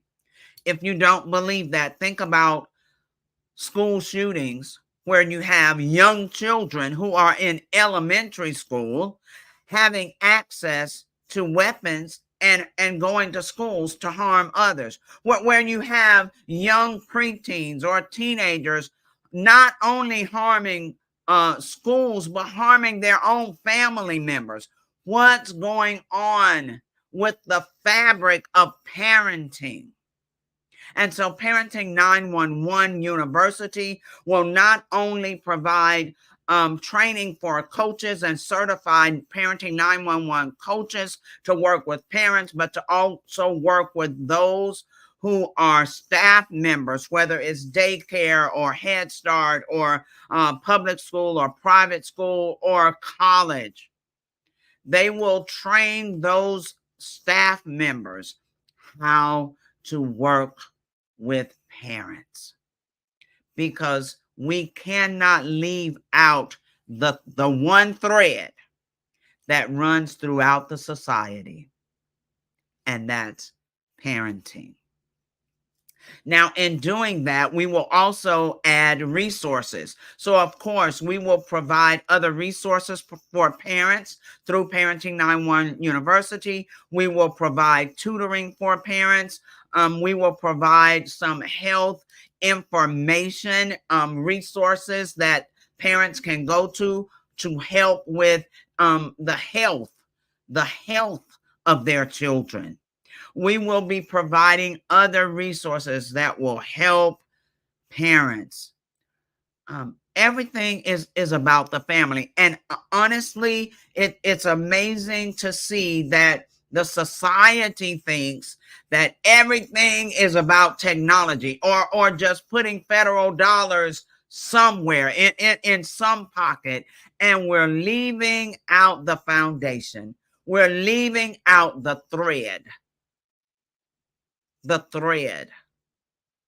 for the entire society, leaving out the parenting. So my focus is to work on parenting and to get the entire society to have a mind shift back to the importance of quality parenting everywhere, on every level, everywhere. No longer can we overlook parenting. No longer can we act like parenting does not matter. It's affecting all of us everywhere. All of us. So one of the issues about why there's such an increase in behavior issues in classrooms, one of the issues is parenting. Another issue is no connection with the parent and the educator. Just those two things alone will begin the decline of behavior issues in classrooms. So I need for all the thought leaders, the governors, the mayors, and let me say this. I have partnered, Parenting 911 has partnered with a mayor and a city council, and they are working with me to provide parent coaching, parenting workshops in the city for all the residents of the city. They are progressive minded. They may be the only one in the United States. So I'm reaching out to everyone in leadership. Go to www.parenting911.org. Set up a strategy session with me, because we need to start talking about how to repair the fabric of our society, the fabric of our world. And it's going to be parenting, because parents touch every child. Parents, grandparents, guardians, they touch every child for every generation. So you need to go to www.parenting911.org and let's start talking, because Parenting 911 University is a real thing, and it's needed. It is needed all over the world. It will be a virtual university, and we can reach the entire world. Now, let me end all of this by saying, in the book, You Need a Butt Whipping. It is sold on Amazon. You can go there and get it. It is not about spanking, but I tell you what, probably everyone who hears this podcast has heard those statements or that statement. You have heard those words, probably even said it yourself. And you probably added some other, expletives with that. Yes, that kind. Many times it's said, it's overused, and we're just filling the air with it. And when we do things like that, and many of us, if that's not the empty threat we use some others.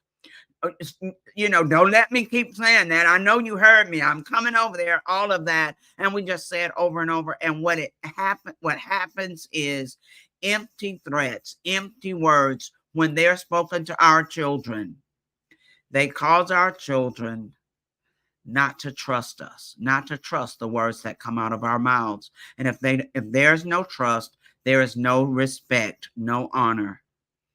That's one of the issues. So the book talks about stop making empty threats with those words or any words. It says that the butt whipping is not the answer to every situation. It is not the overall answer for a problem. It teaches you that discipline really is the overall answer. And there are 3 steps to discipline. It is instructing the child. That means telling them what you want them to do. It is then modeling for the child what you just instructed, showing them how you want that task done. And then the 3rd step is practicing with them consistently, practicing over and over. And so discipline is a process, and the book walks you and trains you how to go through the process of discipline. As one gentleman said to me, he said, I think discipline is do what I say when I say do it. And I have to smile. Most of us, that's what we think. But that part of discipline is actually the result after the process. If you go through the process and you practice and you practice and you practice until they get it just like you have modeled it for them, then that is discipline. Now they know exactly what you want. They know exactly what you mean, that there is clarity, no confusion. And with that, then children can make better choices. They can make wiser choices. And then you'll get more of do what I say when I do it. You'll get more of that when you've taken the time to go through the discipline process. The book helps teach you how to do that. It helps teach you how to not parent impulsively. It helps teach you how to have alternative consequences for whatever decision your children make. So the book is Transforming Discipline in 3 steps. Please go to Amazon, get your book. Hi, Grant. For Zelma, man, I'm telling you, I am so happy. This whole morning has been about our children. I really, really respect everything you said. One thing I want to mention that you are spot on about being someone who's been involved with information technology for 25 years.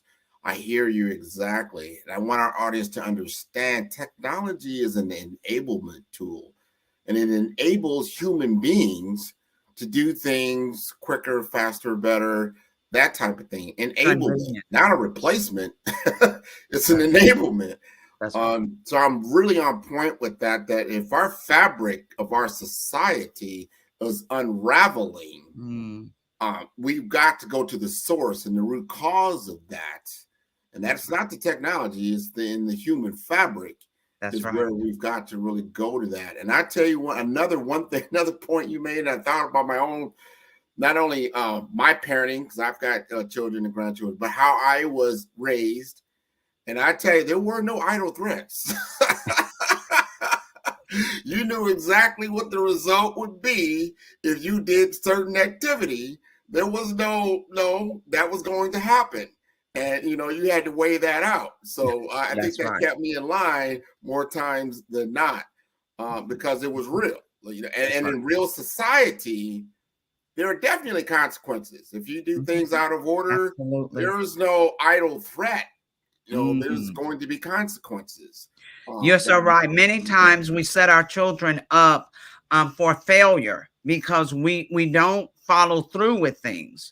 Yeah. So whether it's an idle threat or not, we say things to them or make promises to them and there's no follow through. And so the children then tend to not understand that there are people, when they say something, that's what they mean, and there will be consequences for it. So we set our children up for failure when we don't provide what we say we're going to do. Yes. You're so right in all of that. Just one more time, give us how to contact for Zelma Lynn. You can reach me at www.parenting911.org. And remember, if you go there now and you register for the live webinar, it's called Home is Your Business Too, you get a 10% off discount. This has been wonderful. Thank you for being on the Black Business Network. Genius is coming, and I will see you on the other side. So thank you.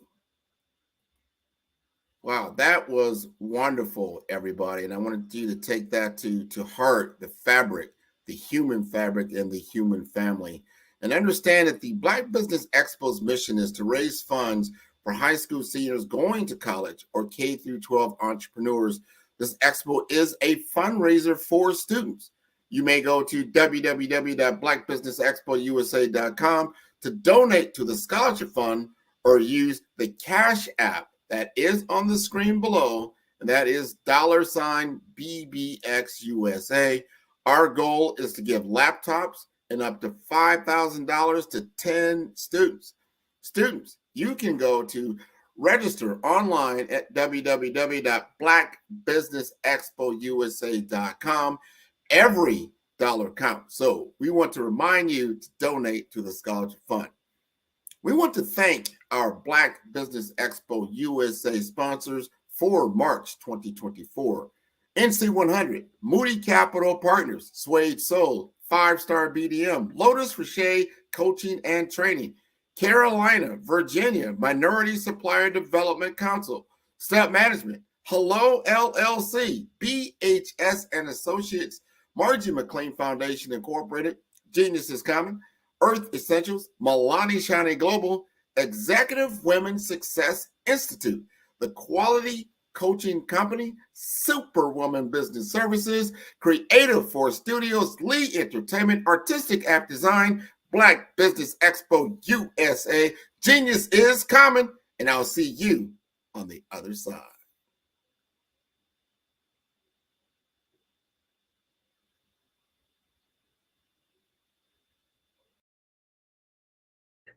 We all have the opportunity to impact the lives of others, whether it is a simple act of kindness, a smile, a nod, or just saying hello.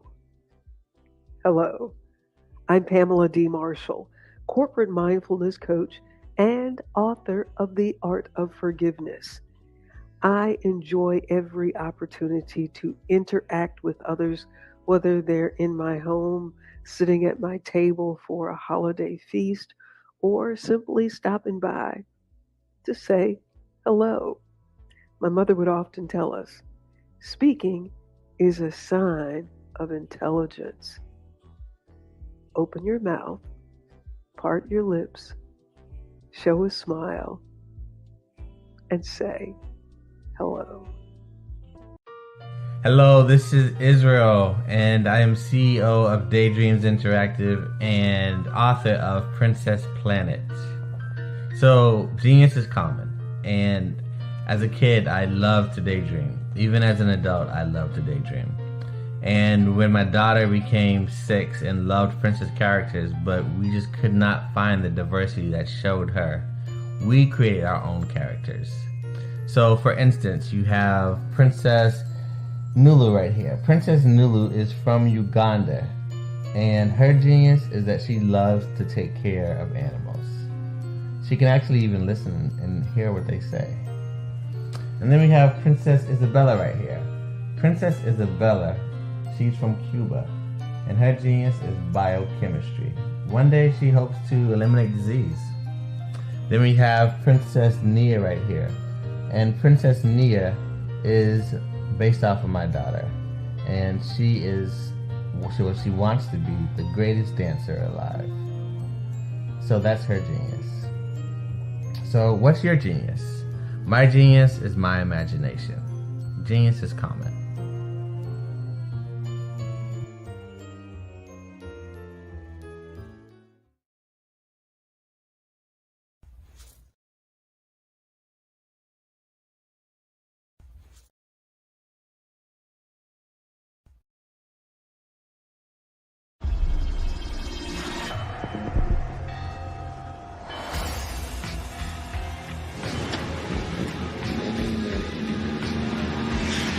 La connexion. La connexion.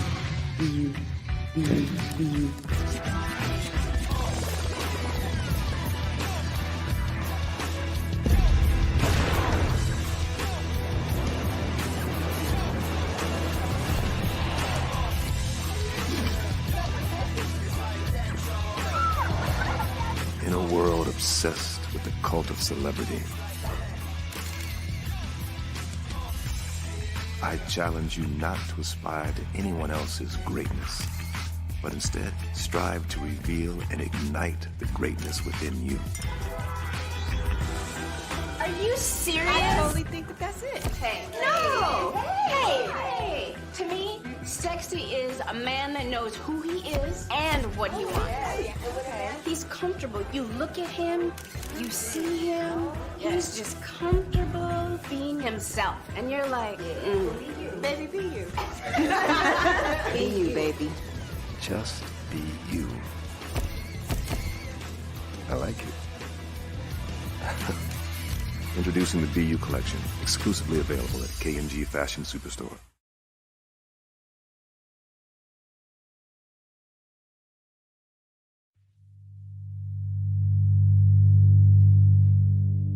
So what we have to do is when we get in the spot, we need to create some spots for us. That's the main thing. We need to be able to be in a position where we're able to create those spots for us. For me, being an entrepreneur, I'm not just going to get a business and then leave you sitting high and dry. If you ask me some questions about entrepreneurship, I'm going to give you as much as I received. I've seen people who made it, and then when you ask them, it's like, okay, now you have to pay me for the information, the same information I got for free. We probably in totally different cities. There's no way that we're going to bump heads or anything. We're not competing. Bring me up with you. And so I just think that whatever education that I have, then I need to be able to give that to my own as well. So create the spots. You can create the spots when you get there.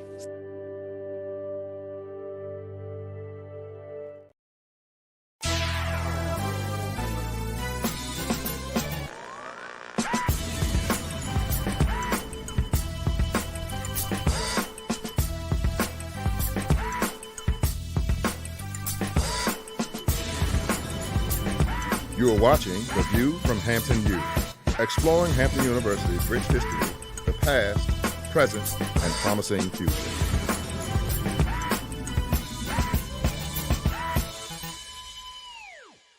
Welcome to Hampton University and The View from Hampton U. Today we're going to examine a movement that is said to be taking the nation by storm. The Genius is Common movement has emboldened young people throughout the nation, and that has also happened here at Hampton University. Let's take a look at what some of our students have to say about being a genius. Hi, my name is Gavin.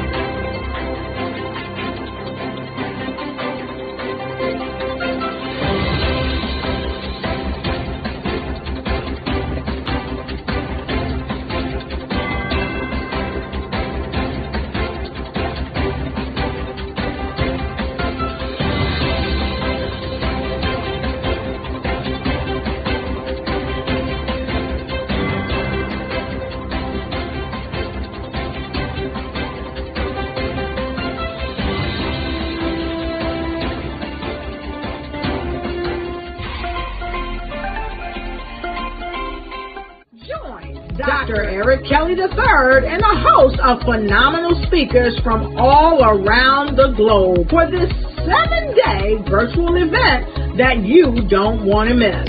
The mission of the Black Business Expo is to raise scholarship money from kids all the way from high school, all the way from college. The Black Business Olympics is one of the largest Black business showcases in the world. It is an opportunity for businesses and companies to showcase their businesses globally. We are going to be giving away laptops up to $5,000 away to students.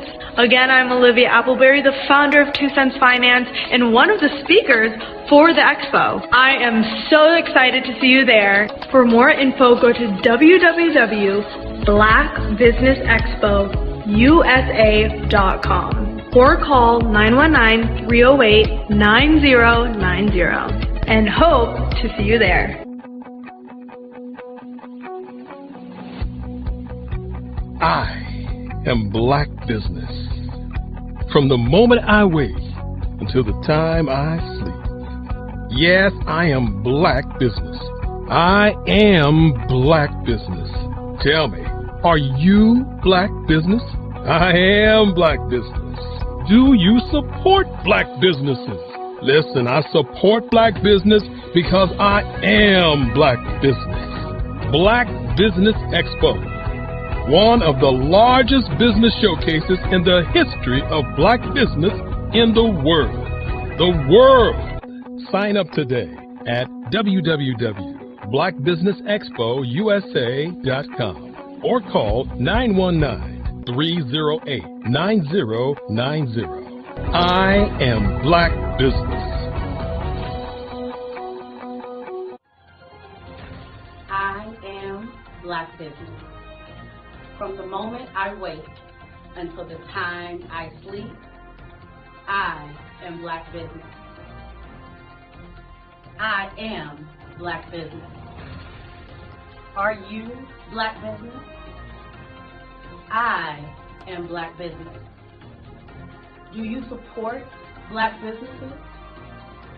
I support Black business because I am Black Business. Black Business Expo, one of the largest business showcases in the history of Black America in North Carolina.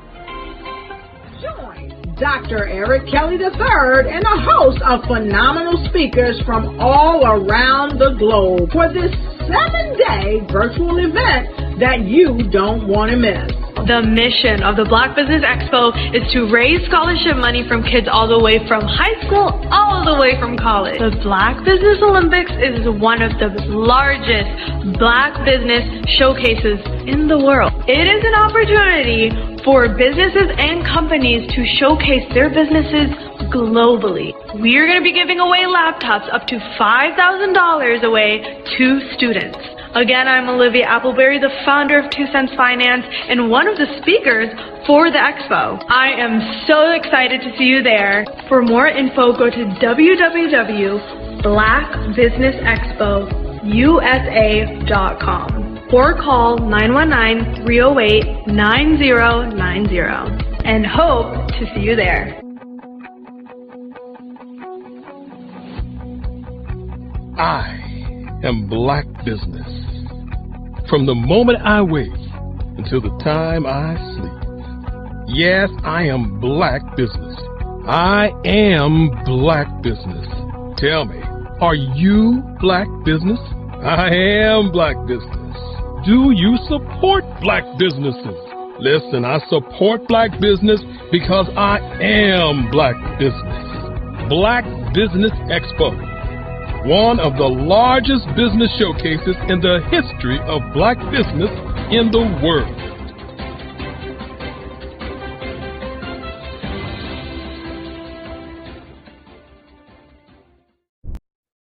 Hey everyone, it's Grant McGaw, CEO of 5-Star BDM and host of the award-winning Follow the Brand podcast and TV series, where I help you to build a 5-star brand that people will follow. My genius is personal brand development through intelligent communication and helping you achieve your business and career goals. I am a requested speaker on digital technology and brand development issues. I want to work with you to increase the value of your current opportunities while attracting new ones. Every one of you is unique, and we all share challenges that can be addressed through smart branding. As a super connector, I work with you as an executive coach to guide you along the complicated business and career development road, providing the enhancement tools and information you need to succeed. Together, I will help you succeed in today's challenging business climate. I will evaluate and measure your progress. Best of all, I am right alongside you every step of the way. Build the brand called you. Genius is coming. 5-Star BDM, Brand Development Masters, is a professional consulting and advisory group keenly focused on business development services for the small to mid-sized business and entrepreneurs. Although every business is unique, they often share business development challenges that can be addressed through smart branding. Services include process improvement and operations, digital strategy and transformation, business intelligence, digital marketing, and personal branding. Our business and personal branding company has helped a number of professionals and organizations to optimize and grow. This results in more business, more opportunities, better reach, positive outcomes. Visit www.5starbdm.com today to learn more. Follow the Brand TV broadcast host, Grant McGaugh, as he visits with top executives and entrepreneurs to find out their secrets of success with their personal brand. Follow the Brand TV broadcast host as he focuses on brand development to build better relationships, bring value to your business, relationships, and career. You will enjoy listening to each episode that is tailored to speak to you directly. If you're looking for this type of clarity in terms of building your brand, you have tuned into the right station. Each episode will help you to shape a conversation in the 5-Star BDM network of 20,000 professionals and become a springboard for your corporate engagement and business opportunities. Each guest will frame their story in the areas of personal branding, business development, career development, financial empowerment, and technology innovation. Grant McGaugh explains why he is the CEO and owner of his own professional career. Grant is an accomplished business leader and entrepreneur who wants to give back to individuals to grow their personal brand strategy. Tune in as he weaves his story about new possibilities, while to you exceed expectations. If you love storytelling, this show will make for fun.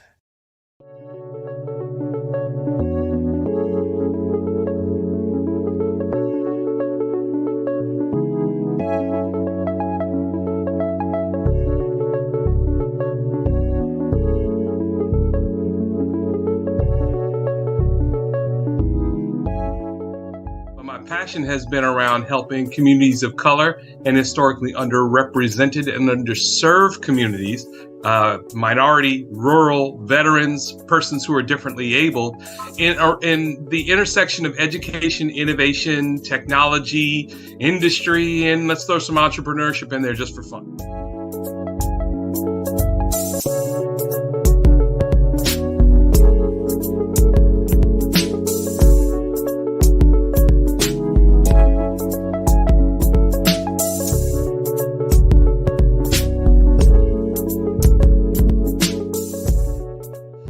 See more around innovation, incubators, accelerators. I love the idea of going from innovation to commercialization.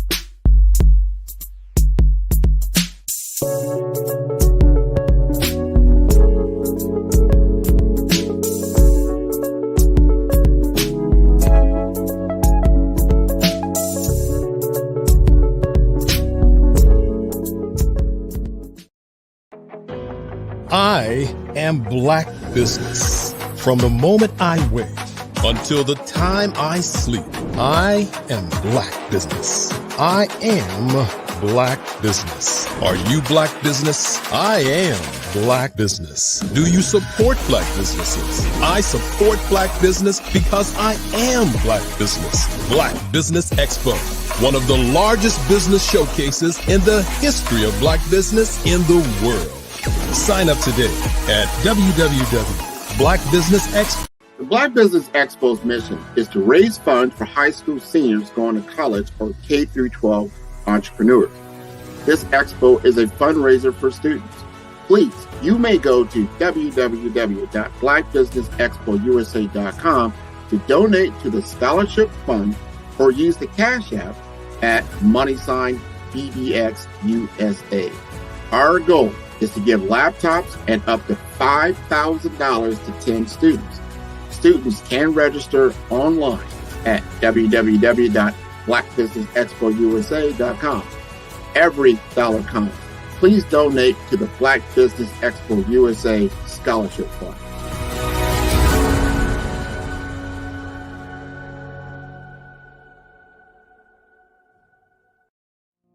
Did you know that approximately 333.34 million businesses exist today, according to a report from 2021? And you may be one of those businesses, or maybe you're not in the business market yet, but you're aspiring to be a business owner. Well, guess what? You're in the right place at the right time. Because let's face it, everything is about timing and opportunity.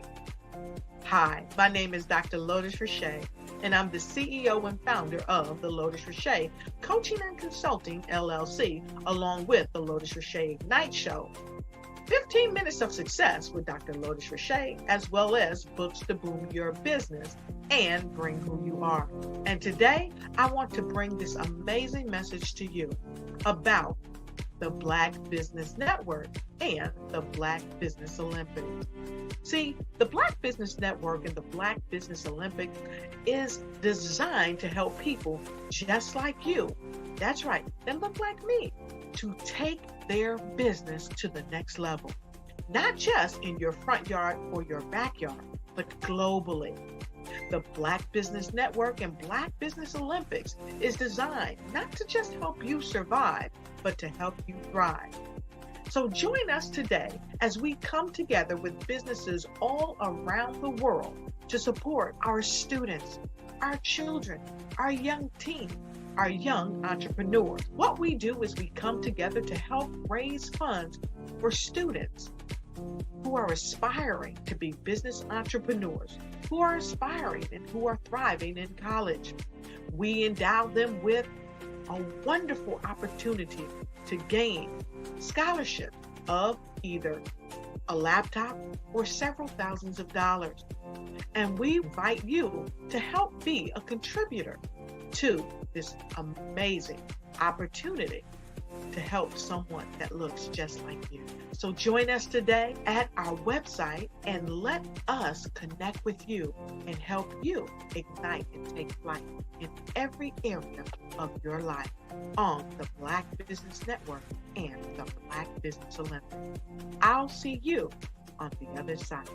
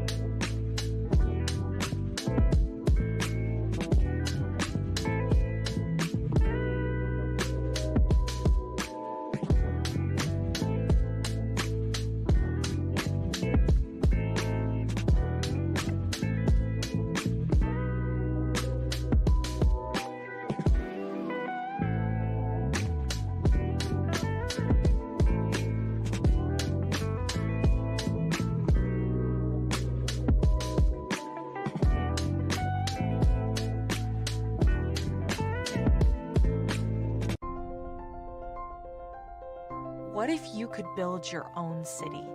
A place where every child can find nurturing people to help them achieve their full potential. A place where every adult can access job training support.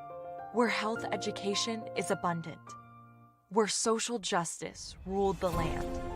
A place without limitations. Welcome. You have arrived at STEM City USA. It is what every city should be.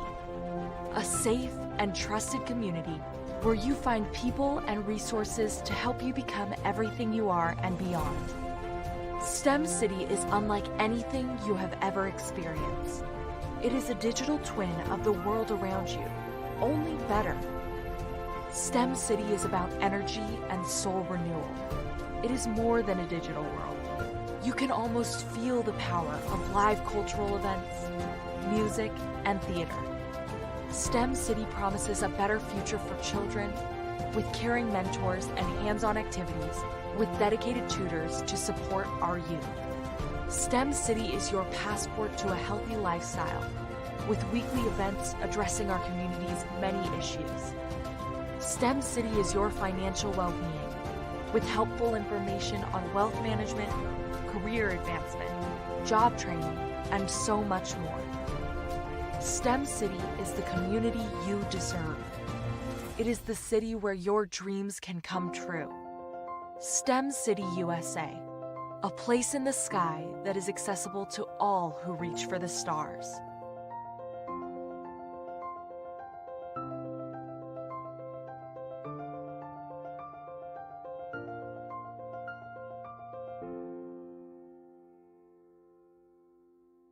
Phenomenal Tanya T. Wise, who is here from the great state of Maryland. Tanya, welcome and thank you for being with us today. Can you indulge our audience a little bit and tell them just a little bit more about who you are and what it is that you do? Well, I love being able to talk to people and have a magnetic attitude, being able to just show them. So I always like to say, level up is Coach at Tanya T. Wise here. So can you tell our audience, just give them a teaser about what your presentation will be about? So my philosophy is that we should all be living our dream life. So tomorrow I'm going to talk about how you start living your dream life. What are some of the things that you thought about in your childhood that you just kind of let go and dormant? Wow. And I want to reignite that and just give you some pointers and some tips, some tools, some strategies to be able to start living your best life now. And guess what, Wanda? And leave an inheritance for your legacy. Oh my goodness. Okay, I know that's resonating with a lot of people. I've heard that you have a dynamic coaching program. Can you tell us a little bit more about that? Absolutely. So our coaching program help people that have the lack of time, that lack strategies, and lack the confidence to go after their dream life. So we help them implement tools, we help them implement strategies, as well as give them resources so that they can live their best life now and leave that inheritance. Wow. Oh, I love that. I love the leave the inheritance part. Listen, you are dropping some major nuggets, and I know a lot of what you're saying is resonating with a lot of people, but I think we're all curious. How did you even make this transition into the speaking and coaching arena? What's the story behind this? So I started out in finance, and I realized that a lot of people don't necessarily go after their dream life because of the lack of finances or the education behind finances. But it wasn't until I lost my firstborn, my only son, that life changed for me. And where I was going after it all, living the corporate life, hit my 6-figure income and living in my dream house with my dream man, driving my dream car. I nearly lost it all when I lost my son. And so I realized it only takes one financial catastrophe that can change your entire life. That's what made me start All New Beginnings. Because no matter what's going on in life, there's a new beginning. And because of that, we develop a program called Wise Minded. My little slogan is, don't just dream it, let's live it. If they want to connect with you or work with you, what is the best ways for them to be able to do that? Well, for my social media guru, you can connect with me on every single social media platform as Tanya T. Wise.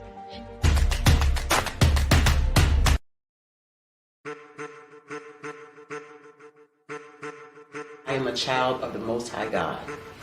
He has gifted me in ways that I could not even imagine and didn't know.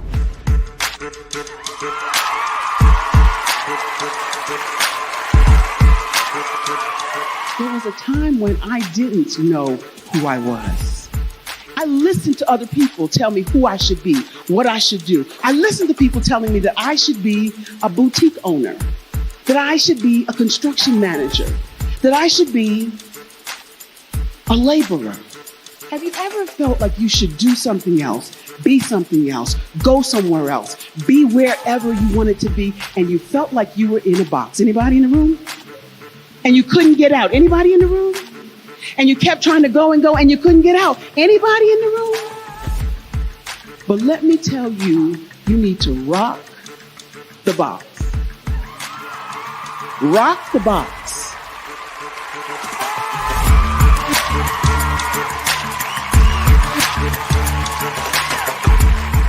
I am engaging, inspiring, and empowering.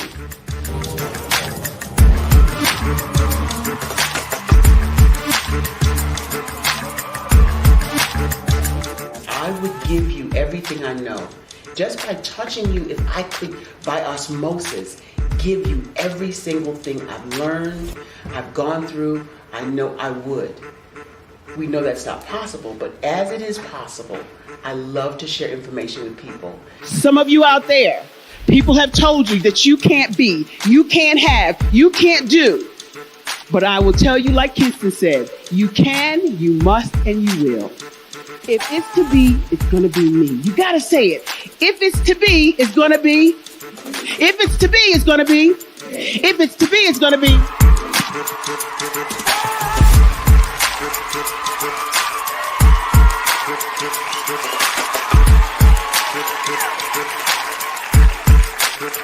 Barbara is because she believed what her mama said about her and not what other people told her. Every day you wake up, when you're in a situation, it's your choice whether it's an advantage or the disadvantage. She gained her confidence and her life, and now she is a testimony.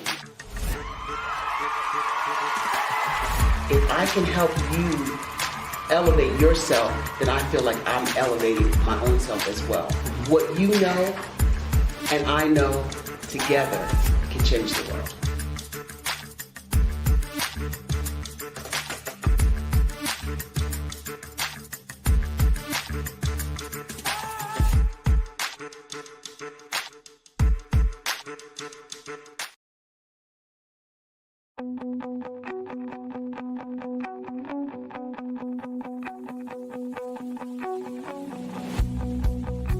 I am Black Business. From the moment I wake until the time I sleep. Yes, I am Black Business. I am Black Business. Tell me, are you Black Business? I am Black Business. Do you support Black businesses? Listen, I support Black business because I am Black Business. Black Business Expo, one of the largest business showcases in the history of Black business in the world. The world! Sign up today at www.blackbusinessexpousa.com or call 919-308-9090. I am Black Business.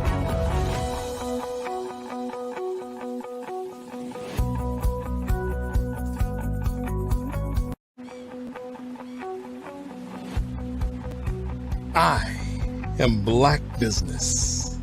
From the moment I wake until the time I sleep.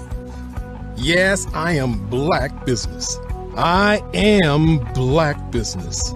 Tell me, are you Black Business? I am Black Business. Do you support Black businesses? Listen, I support Black business because I am Black Business. Black Business Expo, one of the largest business showcases in the history of Black business in the world. The world! Sign up today at www.blackbusinessexpousa.com or call 919-308-9090. I am Black Business.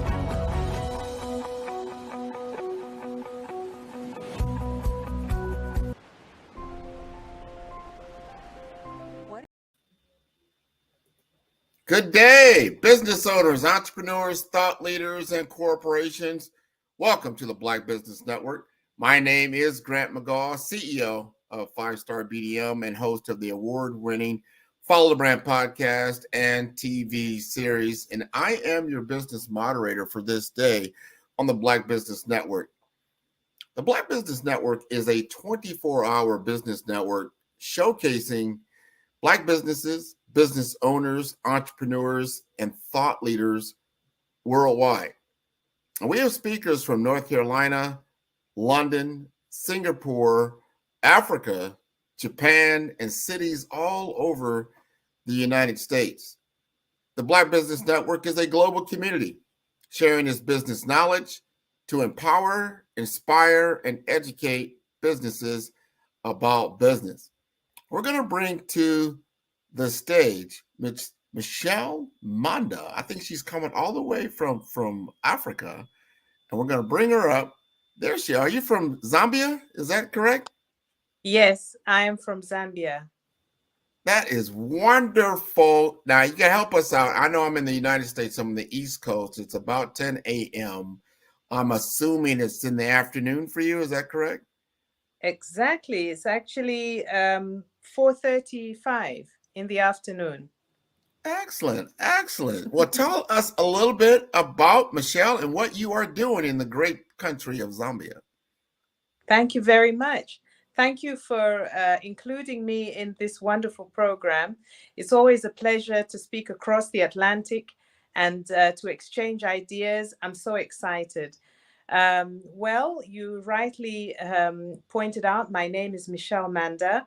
I am a Zambian lawyer. I'm a law lecturer at a private university called Cavendish University, Zambia, which also has a campus in Uganda. And before that, I had a career in diplomacy at the Ministry of Foreign Affairs, where I was also director for Asia and the Pacific.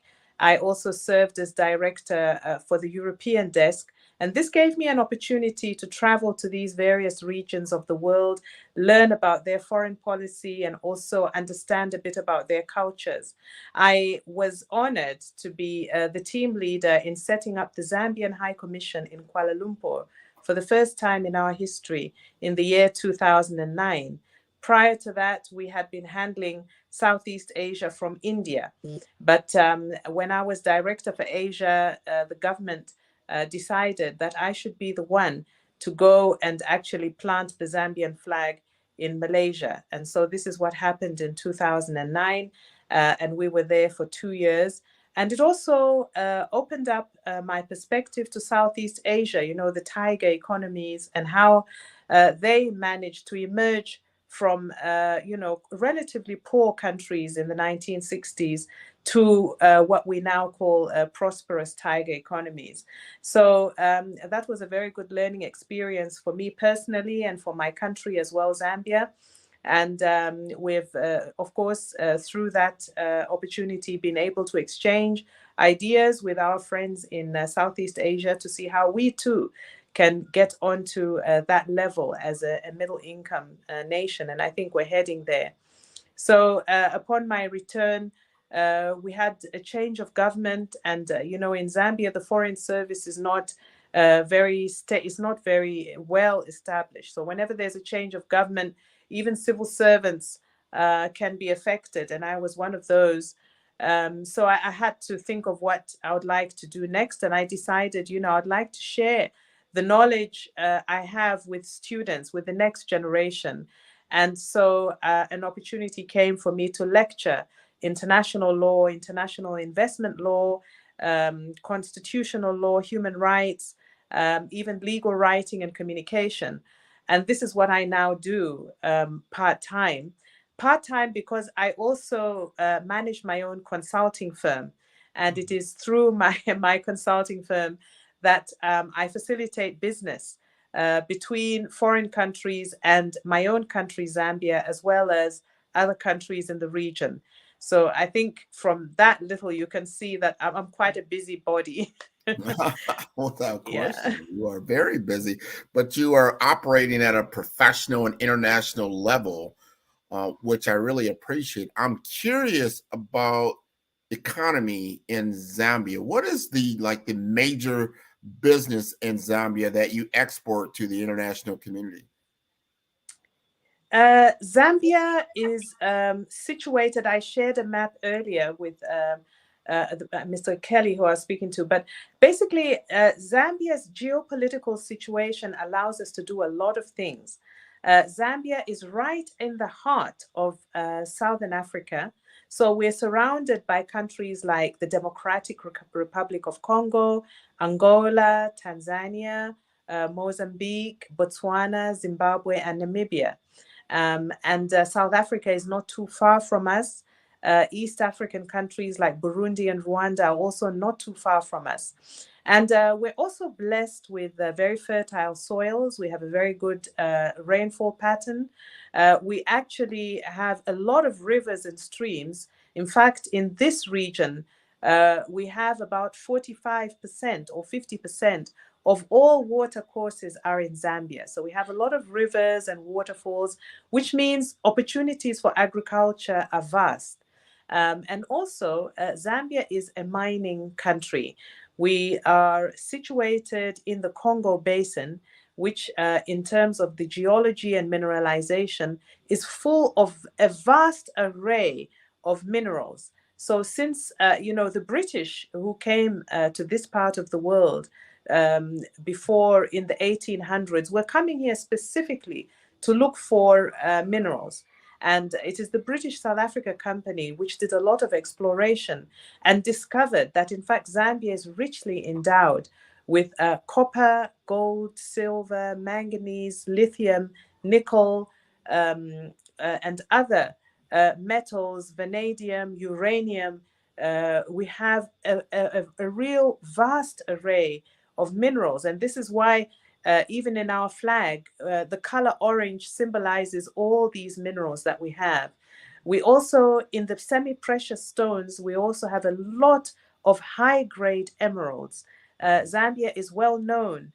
We have the Zambian emerald, which is the only emerald in the world which has a deep green color. And this is because the mineralization has taken millions of years. And unlike the Colombian emerald, which is quite a light green, ours is a very deep sea green. And because of that, it's highly sought after and very pricey. So we have, among all the precious stones, we have the emerald, we have tourmalines and aquamarines, we have watermelon type of a precious stone, which actually, copies the watermelon in terms of graduating the color from red to green and so on. We have beautiful gemstones, which are highly sought after on the international market. So typically, what you will see from Zambia is a lot of copper, a lot of manganese, nickel, lithium, which people are so excited about today because of the electric cars and electric batteries.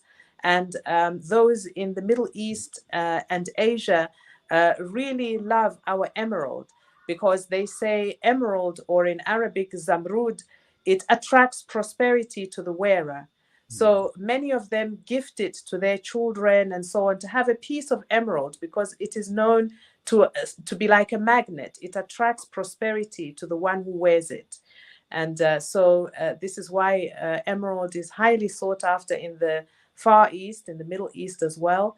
And unlike that, every country has a special stone. In Tanzania, they have the tanzanite, and in South Africa, they have a lot of diamonds. So Zambia has this emerald, which is so magnificent. But we also have a lot of copper, and copper is being used in the electric cars. It's also been used in computers, and all these electric things must have some sort of copper inside, including TVs and almost everything. So this is what Zambia is known for. It's known for minerals. It is also in this region. One moment, I gotta ask you this, because this is first. Please it's go very ahead. interesting. This is beautiful. I've been in education about the country, of course, because I'm in the United States and we live through our imagination. So I'm thinking of Zambia, and then you got into the green emeralds, and I'm thinking vibranium. They got vibranium in Zambia. Yes, quite. Well, No, but if the emeralds actually are bringing prosperity, that is beautiful. I want to encourage everybody that's listening to our program to understand what is available. That would be a great type of stone, especially in the U.S., for a lot of people to actually, purchase. And I'm sure that they can purchase through different, either it's e-commerce or online transference. yes, is that correct? exactly. We do have a lot of miners who travel to the United States. I think recently there was a show in Tucson, Arizona. Tucson, I don't know, Arizona. And a lot of Zambian miners and traders were there. I have a few friends who went to Arizona for this show, and they took along with them emeralds and all our stones for people to see and buy if they wish. But on a regular basis, we do supply certain stores over there. But there are also Zambian high I would say, top market online stores where one would be able to buy good stones. If you want to have your pieces styled in America, you can buy just the stone already cut and have it set there. But if you want to buy the jewelry set already done, you can also do that. We already have, we have companies here, jewelers who do that. So we have, a full array and very interesting pieces that one would buy. And even if you want to trade in copper cathodes, cobalt, silver, manganese, and other, minerals, it is possible to actually import. You can be connected. I can connect whoever is interested to suppliers.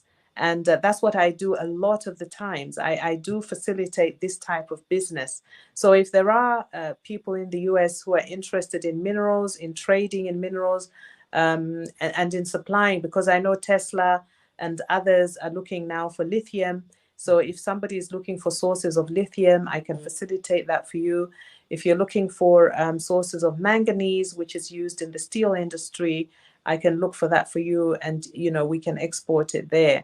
I think it's about time the American business sector got involved in getting into African minerals and metals, because we've only seen buyers from Asia, from China, Japan, from the Middle East, and from Europe, of course, for centuries, coming here to buy our minerals. But we haven't really had that interest from the United States, and we're not sure whether it's because they're not aware or they probably source these things in other countries.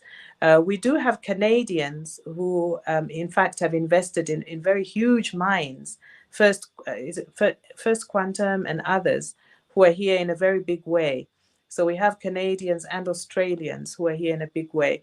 But so far, we don't have American firms and businessmen, especially Black business, are not here. So I think this is an opportunity. This is your own resource. You should make use of us. We're here for you. And if you're interested in any type of business, please feel free. This is part of your wealth. And, just by right, if you need anything, please get in touch, and we can facilitate that for you.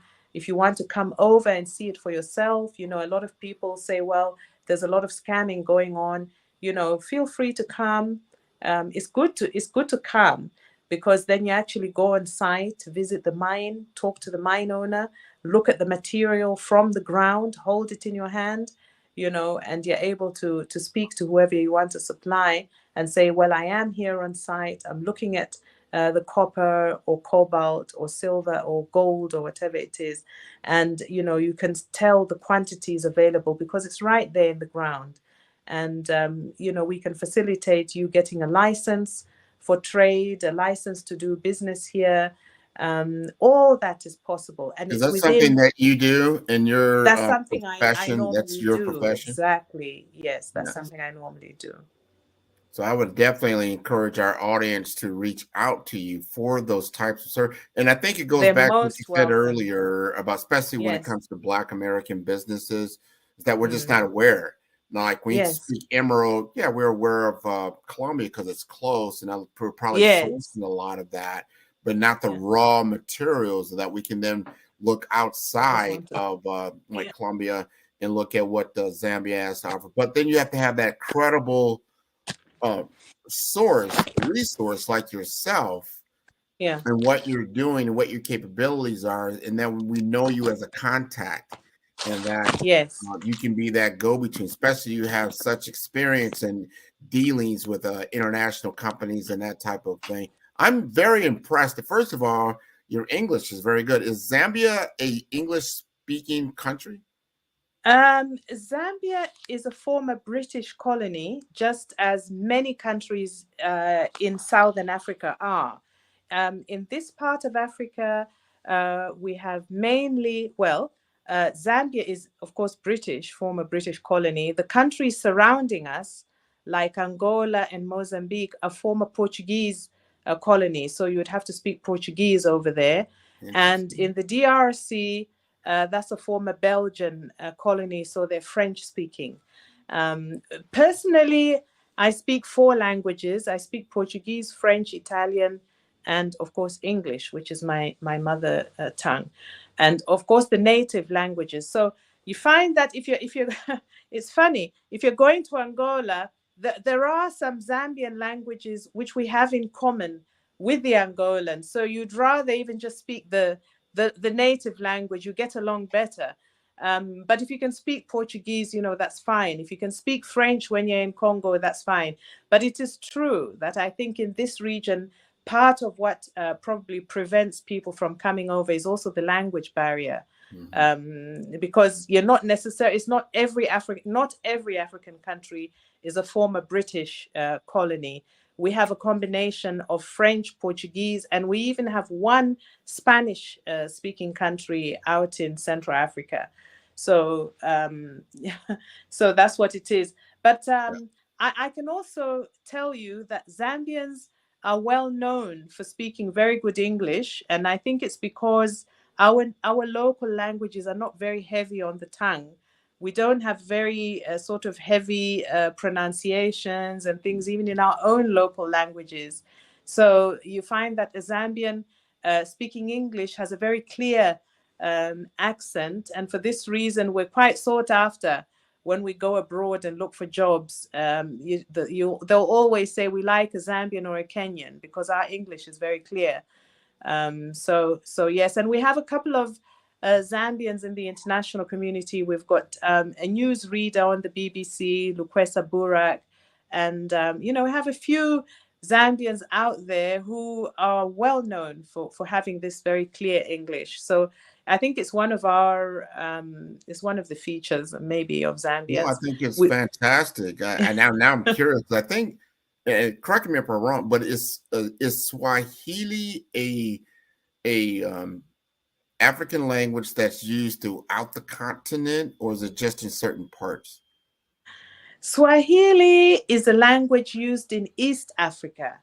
So if you are in Kenya, Tanzania, Uganda, Burundi, Rwanda, and the DRC, you'll hear Swahili being spoken. In this part of Africa, we have so many languages. It's very difficult to say. I wouldn't be able to say, look, if you learn this language, you'll speak with everyone. We are naturally multilinguists in Africa because you can't, we just have to be to survive. And we've always been this way. We've always been multilingual. Yes, it's part of, if you just cross the border and you're going to Congo, in fact, before the Europeans actually came, our ancestors, if they're moving from one kingdom to the next, they would have an interpreter, but eventually, you just pick up a few words so that you're able to communicate. So we've always been very flexible in that regard. And so in terms of local languages, I also do speak, a couple of other languages besides my own native language, which is Chewa. My own language comes from the Chewa Kingdom, which is quite vast, which is spread between Zambia, Malawi, and Mozambique. The king there has about 75 chiefdoms, and which they're subordinate chiefs, and so on. It's a very big kingdom. So we're on the eastern part of this part of Africa. Yes. So there are other major language groups as well. And so if one were to traverse from one kingdom to the next, you'd have to be able to communicate in their language. So this is just, an inborn skill that we've had to develop in order to speak to each other. Yes. That is beautiful. So as soon as you come, I'm sure you'll also just kick into it. It will just happen like that. Well, that's the thing, we want to be comfortable. I mean, now just listening to you, and you're talking about the country and how it's put together and some of the resources that are available. A lot of people, especially in the U.S., we know a lot about more or less West African culture, a lot, but not in the interior. We're getting more and more familiar with countries like Kenya, obviously South Africa, but not Zambia. Yes. So you're like, wow, Yes. why aren't we coming to Zambia, especially for business opportunities? Exactly. So And I want to it's ask you very this. good. I'm so happy to learn that there is this Black Business Network, because we're living in an information age, and it's very easy to find out what's going on. In the interior of Africa, this is the wealthiest part of the continent and probably of the whole world. It's scandalously rich in minerals. Congo is actually a very, very rich area. Just naturally, the earth itself is so rich in minerals that in one part of Congo, the eastern part, which is near Rwanda, which produces gold, during the rainy season, naturally the earth moves during seasons, and we have very strong, heavy rains. So when those rains come and they subside a bit, you find the gold popping out of the ground on its own. Oh. That's how rich that is. It's famous. No, I think you just got famous. 500 little airline gold tickets nuggets were just popping sold out to of the Zambia. ground. We're on the way to go get the gold You're coming out of welcome. the ground. Please come. Come and see it for yourself. No, Yeah, this so is so so wonderful. yes, we get that. And here in Zambia as well, certain parts of the country which have copper, there's a certain plant which, if you find that flower, you know that the earth beneath contains a lot of copper. So we're able to tell, and our ancestors used copper to as money to trade. First, in some areas, they were using salt, river salt, which they would make into quite a little salt cake. And that salt cake was enough to barter and trade to buy goods. But in other parts of the country with a lot of copper, they made a copper cross in the form of an X. And depending on the size of that copper cross, it was worth, something. So you could buy a cow. If I had so many goats and somebody else had so many cows, or somebody else had so much of whatever it was, then we could trade using these copper crosses. And those copper crosses were typical of the central part of Africa, Congo, Zambia, Angola. That was a form of currency that we used. Yeah, but and then the stones, they just used, really not much emphasis was placed on these gemstones apart from jewelry. That was, and they didn't really even know how to cut them so well. So it was quite a chunky arrangement in terms of the emeralds and whatever, but very, very valuable today, in today's world. So I would encourage those who are interested in minerals to first do a bit of research online, find out about them. You can easily Google and find out the price of a good emerald, an A-grade emerald online. You could find out the price of a ton of copper. A ton of cobalt is going for $75,000 on the international market. Yes, a ton of copper cathodes is going for about $9,000. A ton of manganese goes for about $80. It's quite cheap. So you need volumes of that. And vanadium also, which is a very important mineral, goes for also about $75,000 a metric ton. So there are a number of these highly valued metals. We have also other minerals which for us, maybe of medium or low value, like marble, granite. We have a lot of granite in different colors, naturally appearing in the earth in those colors. We have pink, gray, and black, and these are used in the kitchen. They are cut into slabs and used for kitchen tops, or you can use them in the bathroom or even floor tiles. But they appear naturally in either white, gray, pink, or black. And this is how, or there's a reddish type as well. We also have marble in the same variety of colors. And you can actually, I can share with you probably later what they look like. But then we have companies from Turkey, China, who come here and process, actually dig out a cubic meter from the earth and go and cut it up into slabs, make bathtub sets using marble or using granite, because these are natural products. And if you're using a natural product, it's always supposed to be better than using a fiberglass or something synthetic. So yes, it's cooler. No, I can see how what you're talking about can be very well used, especially in the United States, in the construction business, in the real estate business.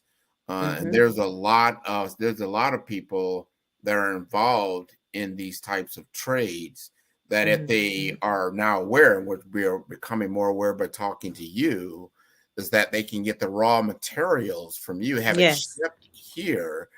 And if they need to shape it or form it or anything like that, you don't have to go through a third party, through Europe, let's just say, to get the exact same thing, or you get a better grade in competition. A lot of times we're getting our tile and things like that from South America, Central America, things of that nature.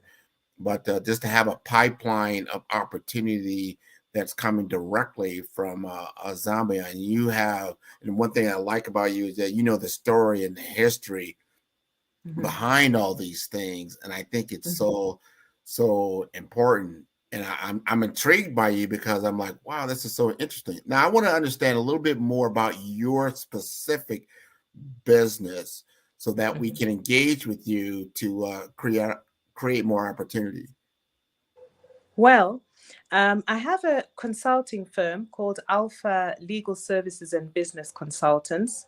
And this is where I work with a small team. First of all, we started out just doing the legal documents for people who wanted to do business here. But then we began to receive a lot of inquiries about, what type of business opportunities and those who are seeking partnerships for joint venture opportunities and wanting information about this. So we do a lot of that. And I have also facilitated meetings between various delegations from other countries with, Zambian ministers if they want to meet government officials, and the corporate side as well. So that is something that I do a lot of. And, I'm looking forward to Black business men and women coming over for the same thing. What we lack here, we have all the resources. Zambia is not a poor country. We have a population of about 17 million people, the whole country. And this country is about 527,000 square kilometers. So it's a big country with a small population. We're doing well for a country of this size.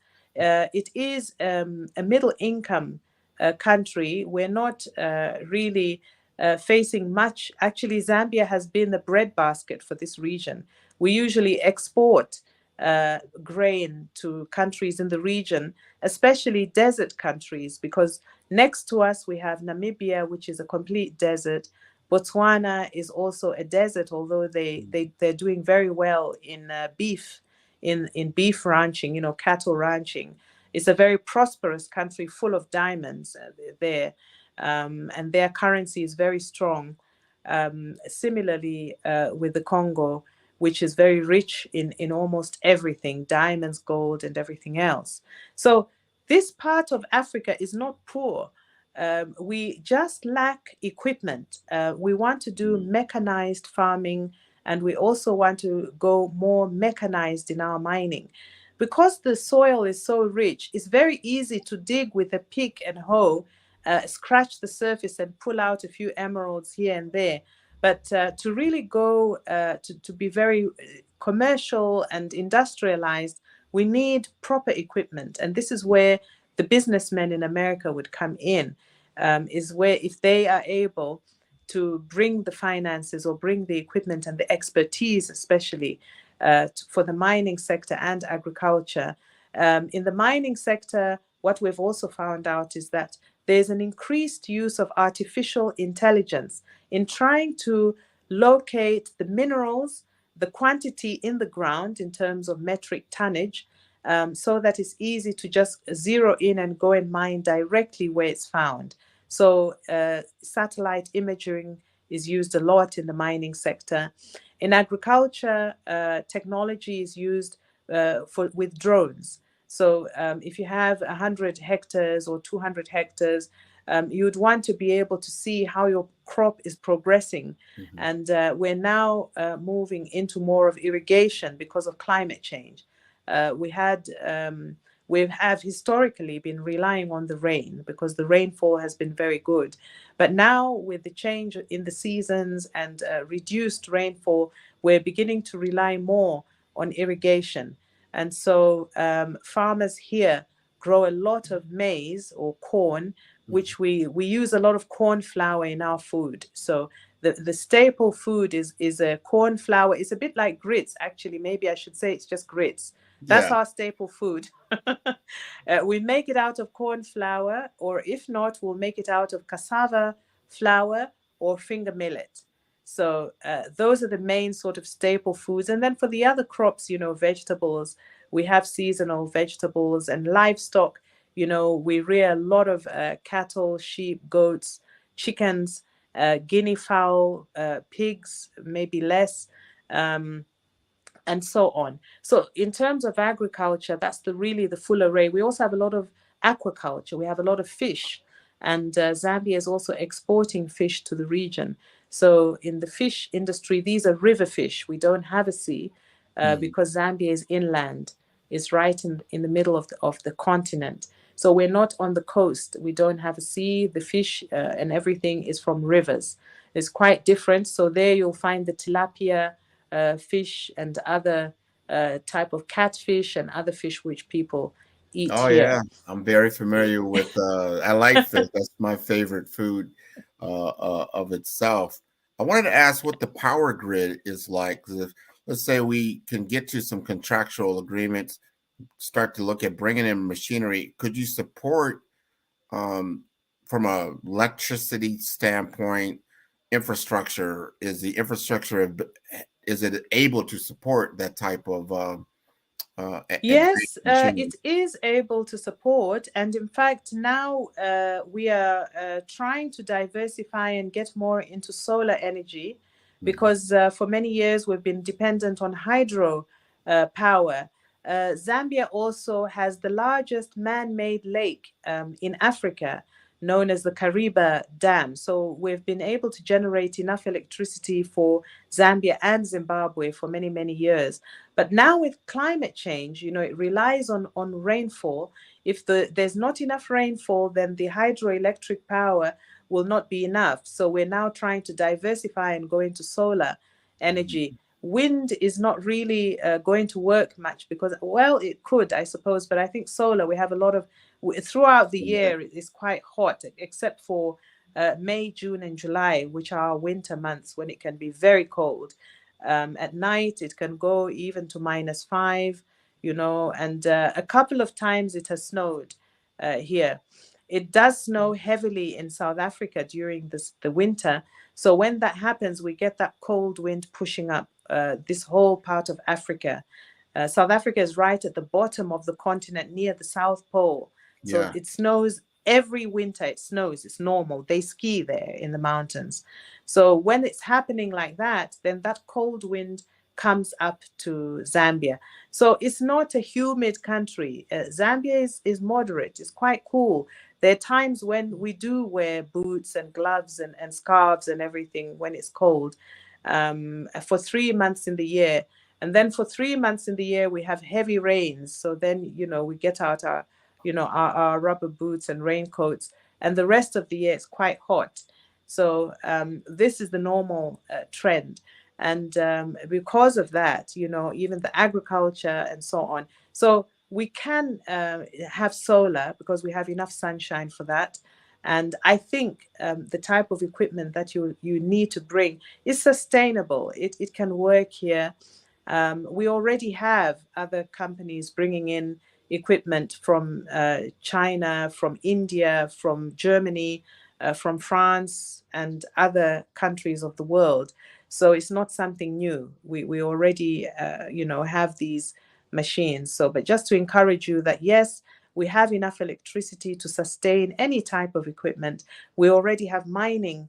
If you Google and look at Zambia's mines, we have open pit mines and others which use a tremendous amount of electricity.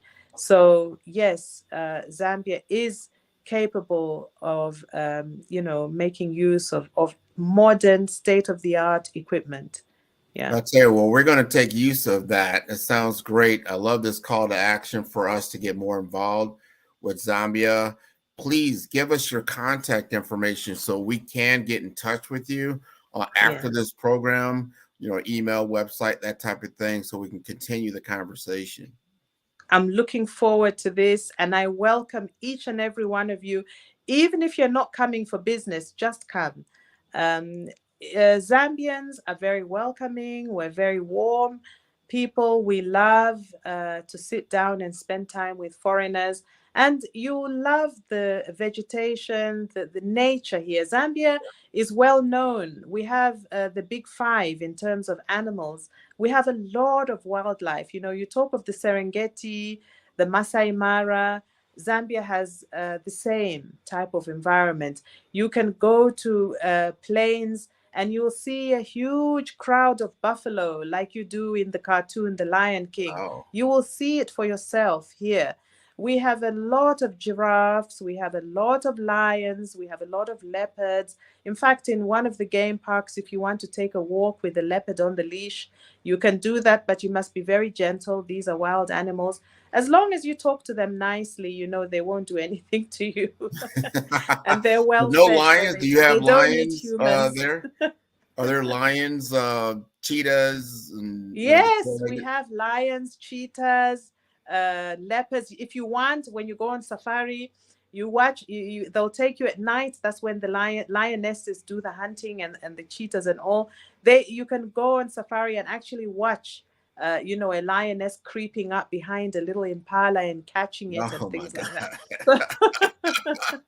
Oh, you've already got me sold. So I've definitely got to come out. I think, the children, especially children, let them come and see that, because they only see it in cartoons, but it's there, it exists. The real life. They can come and see the real Mufasa. He's there, not in a zoo, but actually walking around very freely. And the government has set aside vast tracts of land only for animals. We are not allowed to interfere in the game it's still parks. a natural environment.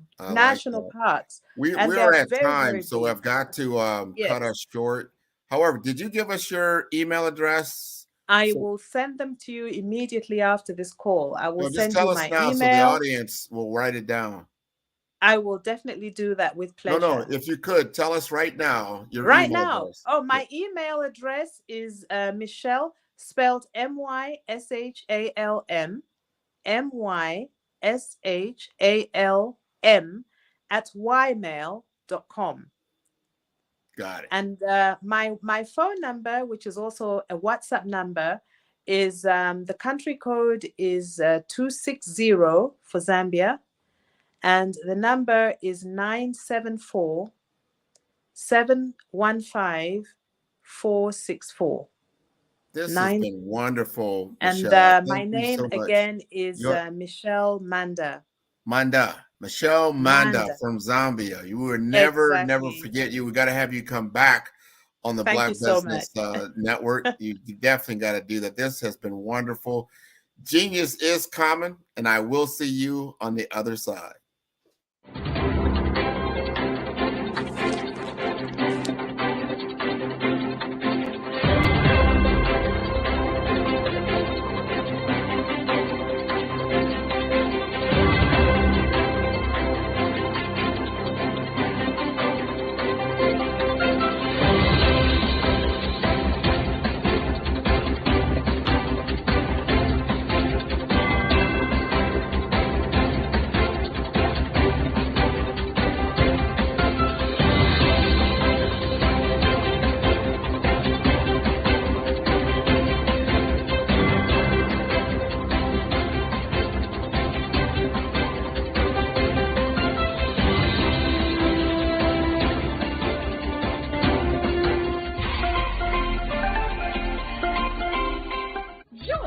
Dr. Eric Kelly III and a host of phenomenal speakers from all around the globe for this 7-day virtual event that you don't want to miss.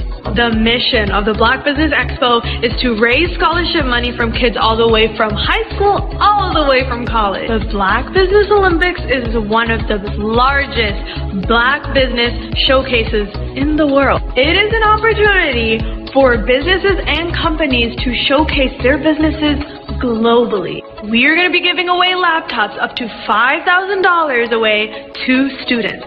Again, I'm Olivia Appleberry, the founder of 2 Cents Finance and one of the speakers for the expo. I am so excited to see you there. For more info, go to www.blackbusinessexpousa.com or call 919-308-9090 and hope to see you there.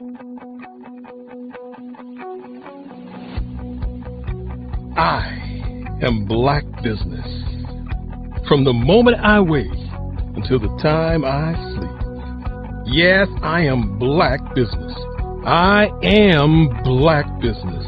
Tell me, are you Black Business? I am Black Business. Do you support Black businesses? Listen, I support Black business because I am Black Business. Black Business Expo, one of the largest business showcases in the history of Black business in the world. The world! Sign up today at www.blackbusinessexpousa.com or call 919-308-9090. I am Black Business. I am Black Business. From the moment I wake until the time I sleep, I am Black Business. I am Black Business. Are you Black Business? I am Black Business. Do you support Black businesses? I support Black business because I am Black Business.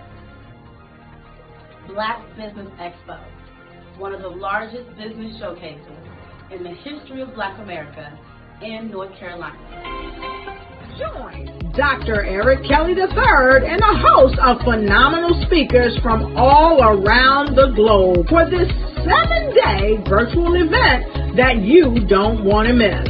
The mission of the Black Business Expo is to raise scholarship money from kids all the way from high school, all the way from college. The Black Business Olympics is one of the largest Black business showcases in the world. It is an opportunity for businesses and companies to showcase their businesses globally. We are going to be giving away laptops up to $5,000 away to students. Again, I'm Olivia Appleberry, the founder of 2 Cents Finance and one of the speakers for the expo. I am so excited to see you there. For more info, go to www.blackbusinessexpousa.com or call 919-308-9090 and hope to see you there. I am Black Business. From the moment I wake until the time I sleep. Yes, I am Black Business. I am Black Business. Tell me, are you Black Business? I am Black Business. Do you support Black businesses? Listen, I support Black business because I am Black Business. Black Business Expo, one of the largest business showcases in the history of Black business in the world.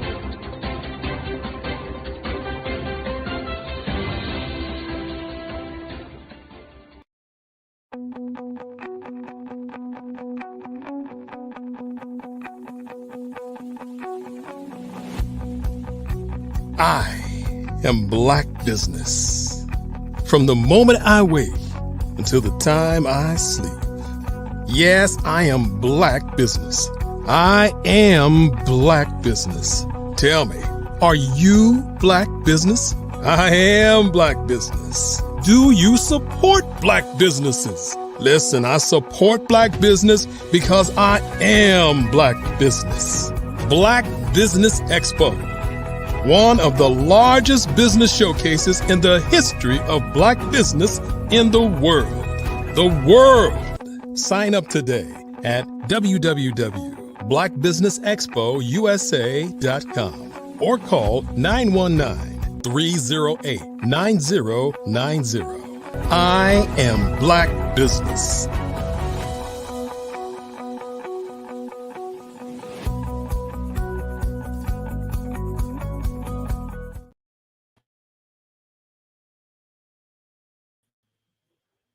Good morning, good day, good night, depending on where you're at. Business owners, entrepreneurs, thought leaders, and corporations. Welcome to the Black Business Network.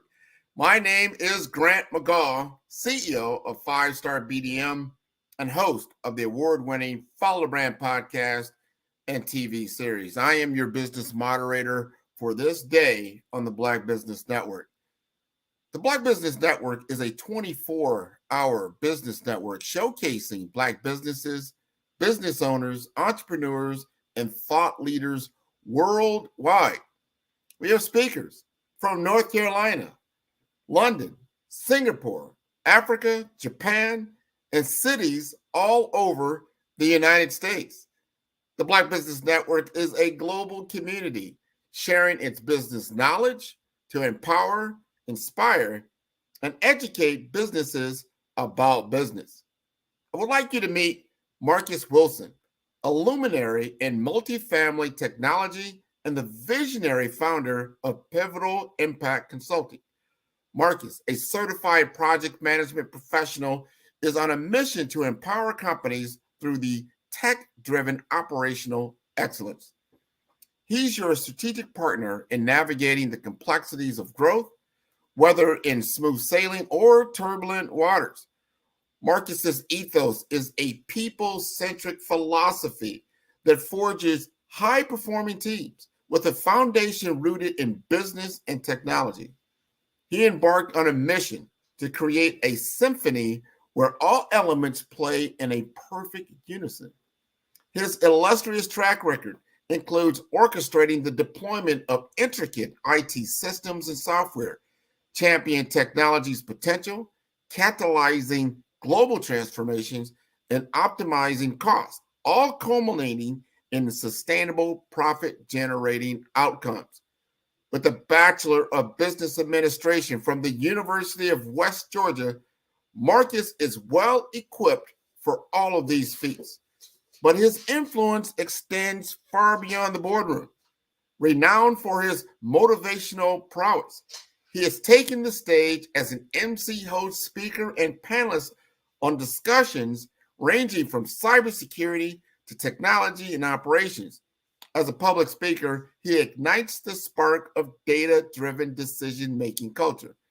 His compelling keynote message revolves around harmonizing the mix between people, processes, and technology. To harness the transformative power of people and technology, he unlocks unparalleled success. So, without further ado, look no further than Marcus Wilson. Hey! How are you doing? I'm doing well. Enjoying this Friday. Glad it's the weekend, and I am really just excited to be here today on the Black Business Expo and really to get into what we do. Well, this is exciting. I just read your bio, and I am so intrigued. I'm sure a lot of other people are very excited to know more about your company, what you do, the big business problem that you solve. Now, here's the key question, right? What inspired you to even go down this road to go ahead and create Pivotal Impact Consulting?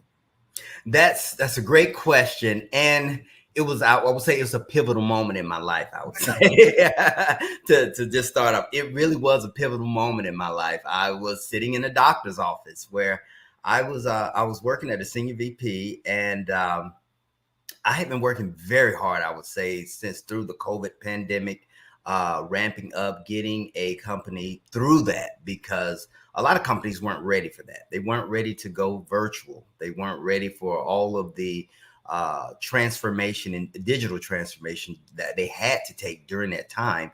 And not only that, just the remote work that they had to do. So that was very strenuous for me at the time. So anyway, make a long story short, after I went through that, I had a moment where I had to sit back and decide, what did I want to do going forward?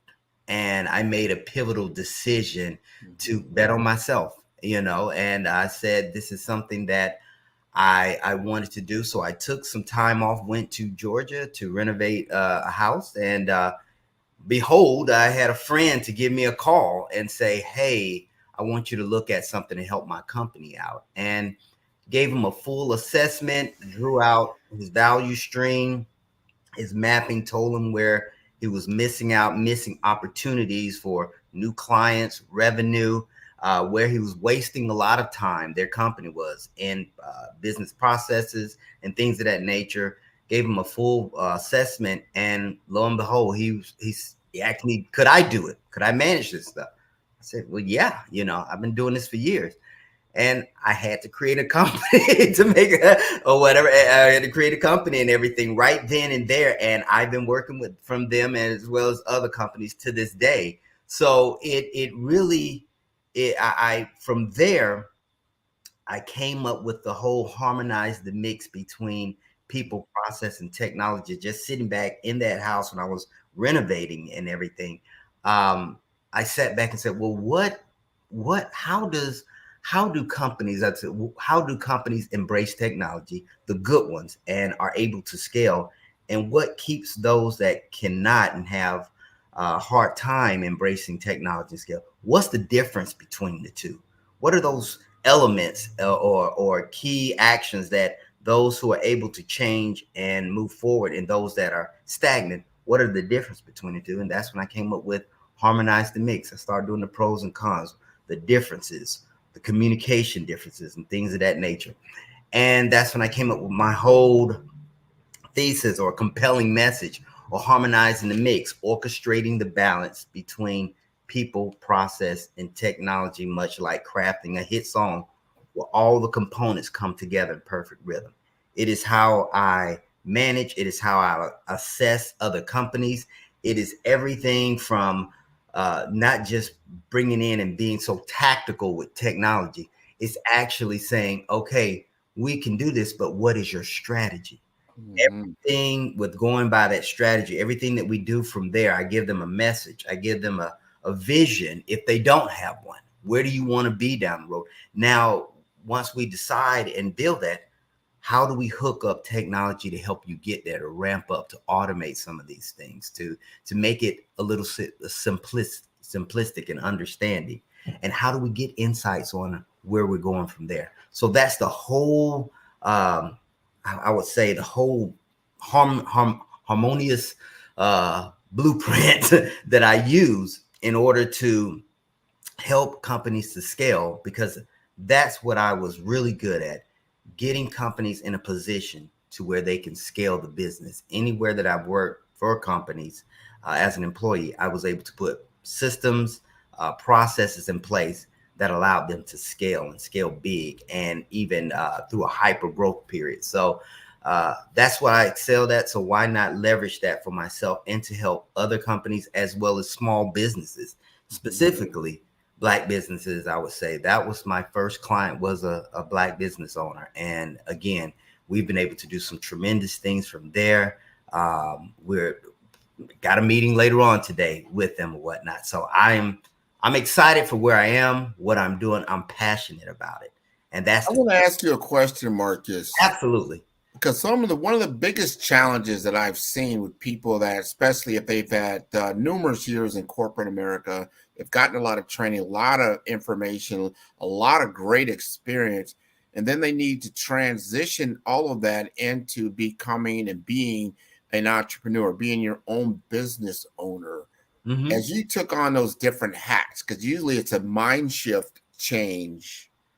How did you at first accomplish that to begin, like, hey, I am my own business owner and I've got to create my own sales pipeline as well as begin to deliver some of those services and to be able to do it effectively? So running the business aspect from a mind shift change than just being the one providing a service of itself as you did in corporate America?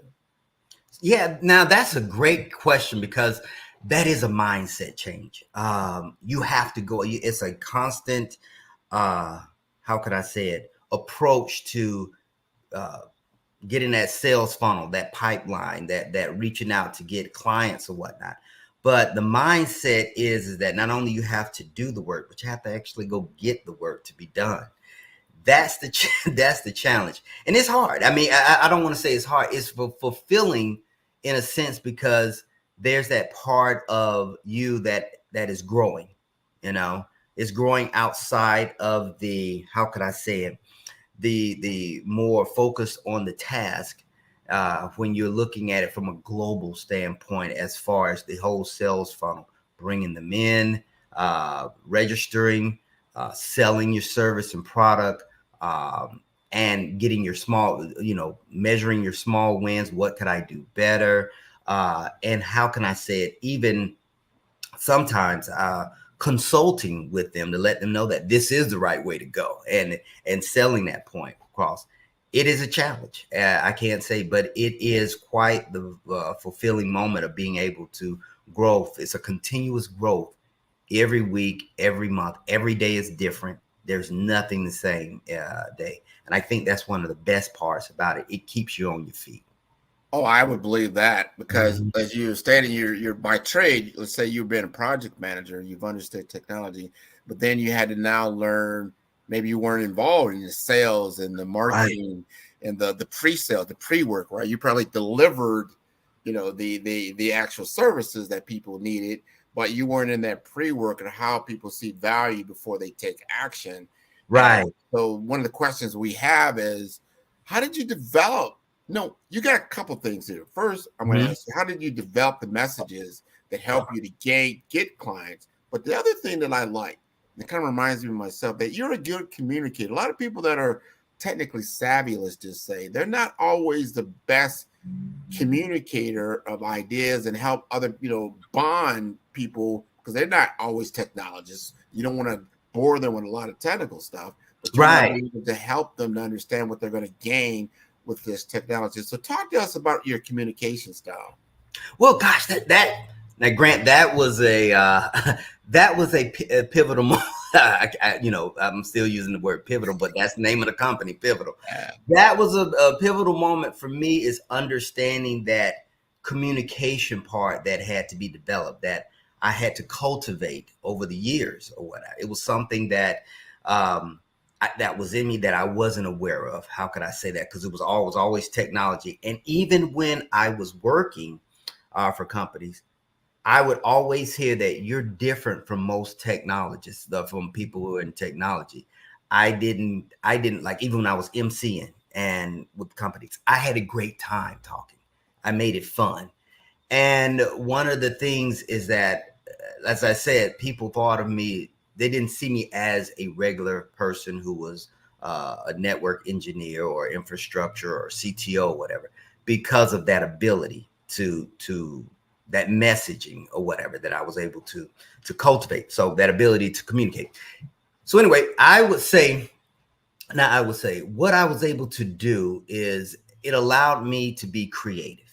That whole creative part or side of me that I was able to tap into, of not only getting my message across, but also understanding the message within others. Mm-hmm. A lot of times we try to stay more, how could I say it, business, more politically correct, PC, that sort of thing. But a lot of times we only look at what's in front, but not look at what's beyond.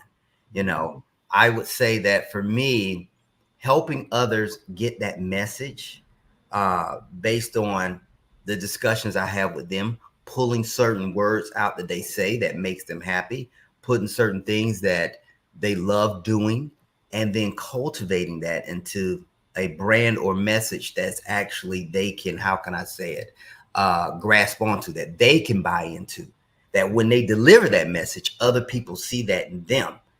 So it's not just the message of we're changing, we're going to technology. It's actually That's John. That's just like John. You see John and not only the message, but you see John within the message. Mm-hmm. And if you like John, and if John is a likable person, you love the message. You get what I'm saying? So it's all about being able to bring that person and not just say words, but bring them into the message where people see them within the message. And if they already bought into him, they'll buy into the message. So that's, go ahead. That's I was going to say, you just define what, like, personal branding. I do a lot with personal branding, business development in my business. And you just described why personal branding is so important. Just humanizing the situation so people can really identify with it.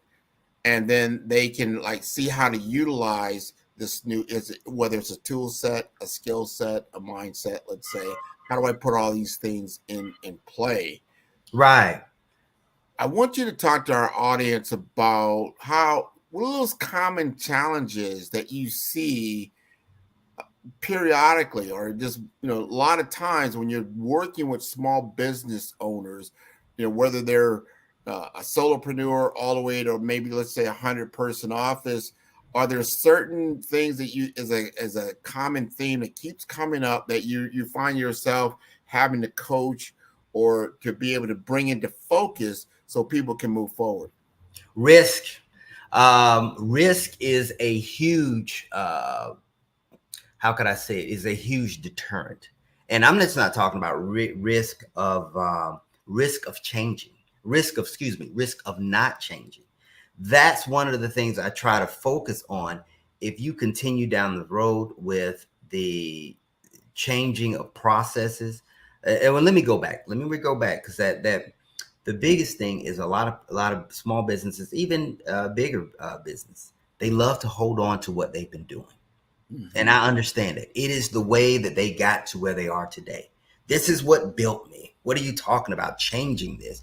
I know this, I know this process. I know this. I built this. I've been using this for 10 years, but they don't know that things have changed over the 10 years. They've been so heavy into the actual woods and weeds of things that they have not even stuck their head up to realize that everything has been digitized. Things have been automated, and they're still doing the same processes. And that is the hard thing, because it's no longer tangible. They can't put their hands on it. They can't see it. That is the fear I see a lot. So I have to break that down to them to show them, if you keep wasting time here with these outdated processes, you're missing out on revenue here. And your competitors are gaining such a huge advantage over you that you're going to be when you do pick up a client, you're going to be so outdated that nobody's is going to want to use your services, because it takes too long to get to where they need to get to deliver your service or your product. And once you show them that, the time that they're wasting and waste the time that they're wasting, as well as the money or revenue that they're missing out on, that's when it becomes how can I say it? I don't want to scare them, but it becomes a concern. Mm-hmm.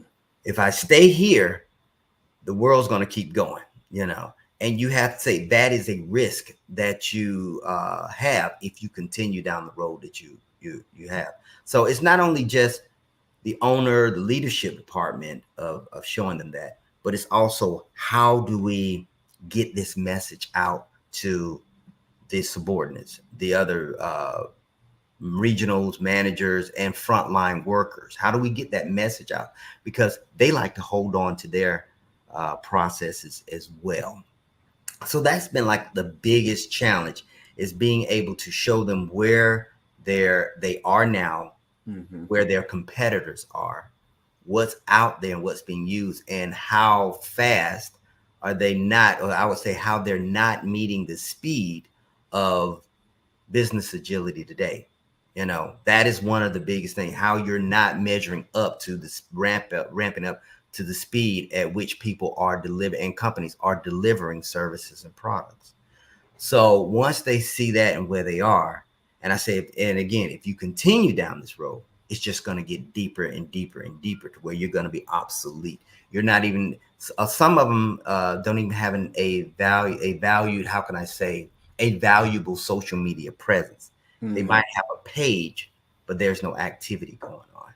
There's no outreach. There's no leveraging Google or how can I say, Google Analytics or Google Marketing or Facebook or Instagram or TikTok. You're not, how can I say it, visible. In a What you sense. just said there, Marcus, that is the bit to your point, and I want the audience to really kind of visualize this better. 20 years ago, it was good that you then developed even a website. It was a big thing. Ooh, right. You're gonna have a web, but it was a brochure website. All it did was get information about your company for the most part. People were like on board. People do that today. However, then all of a sudden e-commerce came out. Now you're selling something on your website, and people are going there to buy things from your company on your website. So they it got better, it got more expansive, right? And now, because now you got to couple in mobile computing, social media, right? What you're talking about here. So if you just stayed again only in that, you know what? I just need a website. I just need this brochure. You're already. Well, do you have e-commerce? No, I don't. What's your mobile compute look like? What's your social media? Are you creating daily content to communicate what you're doing to your client? Because once you realize, I think someone had a stat out, and I thought it was kind of amazing, that the average person, because they are all on their mobile computer a lot, someone is watching this right now on a digital platform, there's like, I don't know, it's like 800 to 1,000 messages that someone is getting, advertising this and that every day. So if all you got is this website that you're not driving anything to, correct, only a brochure, there's no other content creation, you're behind. So what am I saying is this: you bought a horse and you're constantly feeding that horse, and you know what? When you got that horse, it was good. Right. It was 1910 or whatever it was. Right. And you didn't get in. Oh, this is the iron horse. And everybody's like, it's a fad. Oh, that's cute. Right. And you know what? The biggest thing here is that one of the biggest things here is that I've noticed that a lot of they're still into hiring more people. And that's one of the things that I was able to work. My first client is that he was getting ready to hire more people. And I was like, wait a minute, let's not, before you consider hiring more people, let's look at your processes to see how we can leverage technology to automate some of those tasks. And I'm not talking about going out and buying technology. I'm talking about just leveraging the technology that you already have, that you're just not tapped into and using. Leveraging that technology to automate some of your processes so that you can reallocate the current resources that you have, which means some of the positions will just evolve.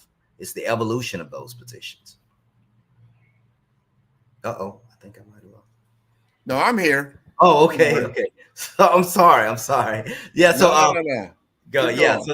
So that's what it is. It's actually, like you said before, buying that horse and staying in that time period where you thought that everything was actually like they were getting ready to hire people for, how could I say it, to go out and market and pass out flyers or whatnot. I'm like, wait a minute, who's doing that? And I was like, let's look at your processes and your office managers and other people and the other roles that you have. And we were able to automate, show them where they were spending a lot of time. Yeah. I'm like, why are your clients calling you to see what they owe on their accounts or to get a breakdown of their accounts? Why don't you have a CRM, a portal where they can log into and get all that information? And if they do have a question, they can send it through the portal and your people can address it accordingly. Or, they may not have any questions. That's just going to take hours and hours of time away from this person. Now we can reallocate her to your social media to generate that sales and to put you out there more digitally. So, I 100% agree with all of that. We need to understand that, first of all, and you've been in technology, I've been in technology a long time. It changes it used to change every 18 months. Now it's changing maybe every 6 to 8 months as far as Correct. newer methods and things. AI it's a game changer. I'm telling you, it's a huge game changer as far as everyday workflows. To your point just now, automate. Where can you automate? Now, I caution people not to over automate certain things that are human to human interaction. Now, I'll use this as a case in point. I'm sure you're going to agree with me because I don't like this about certain parts of our industry, especially in the travel and hospitality industry. Like, you want to talk to a human being. Yeah. You booked a hotel reservation, whatever it is. You're about to get on the airplane. And yeah, a lot of it's totally automated, but sometimes, like, you know what, I got a question. I need to talk to the live chat is just a bot. It's not a human being. You still can't completely take all the humanity out of your communication. When you actually need to talk to a human being, you want to talk to a human being. And I've seen that with certain large companies. Companies. You cannot get to a living thing. I think that's bad. Right. You know what? You made a good point there, because I've seen that as well.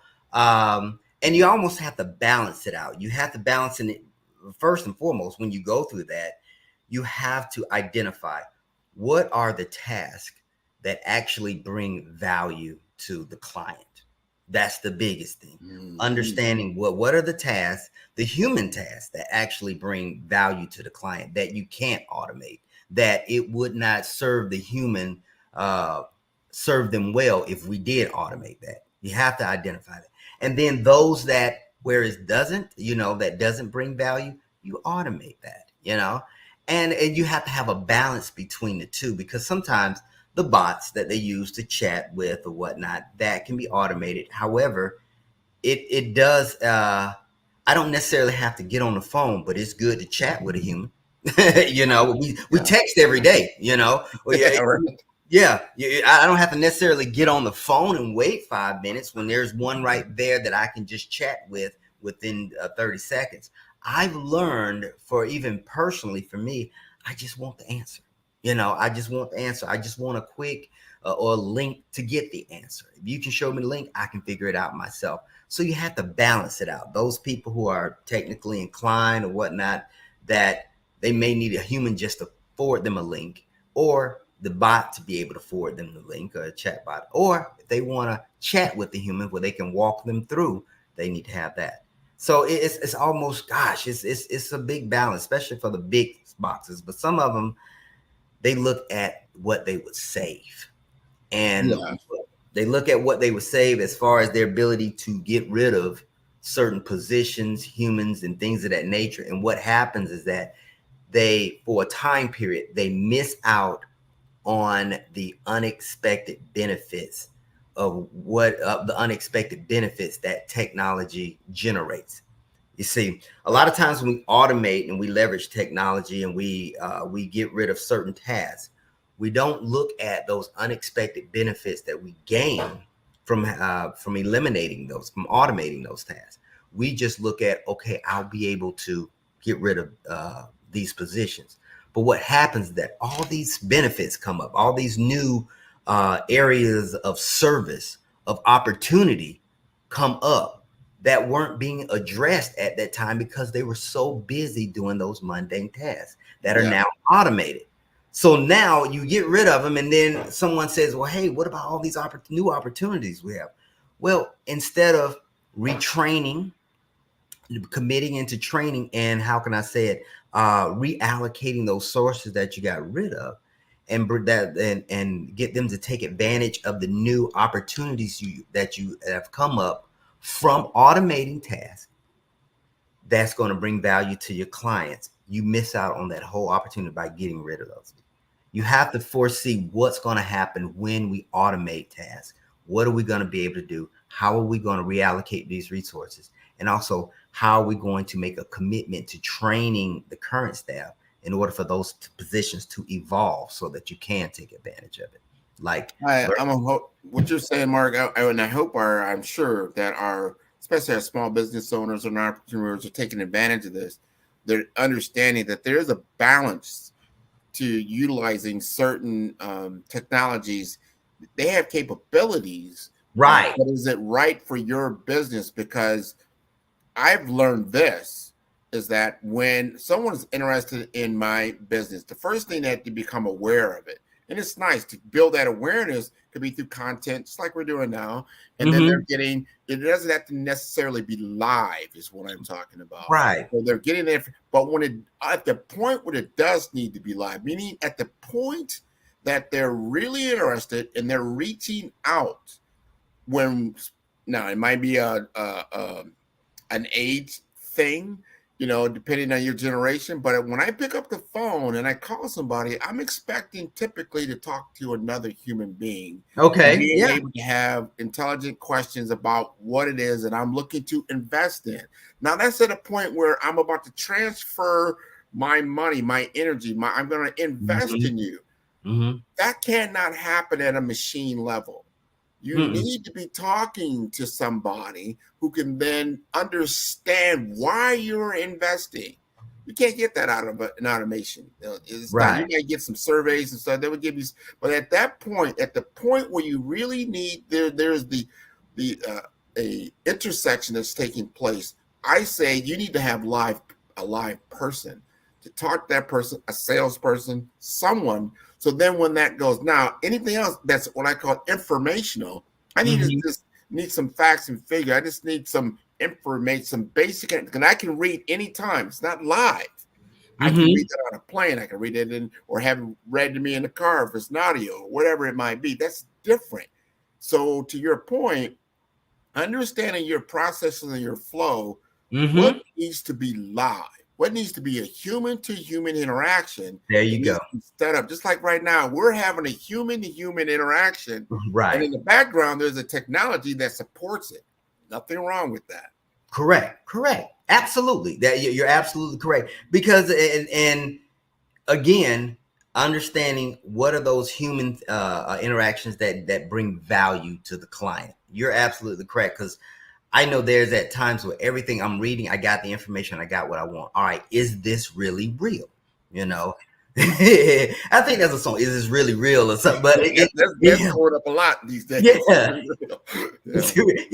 And right now in this digital age and everything being virtual, you want to know, is this really real or not?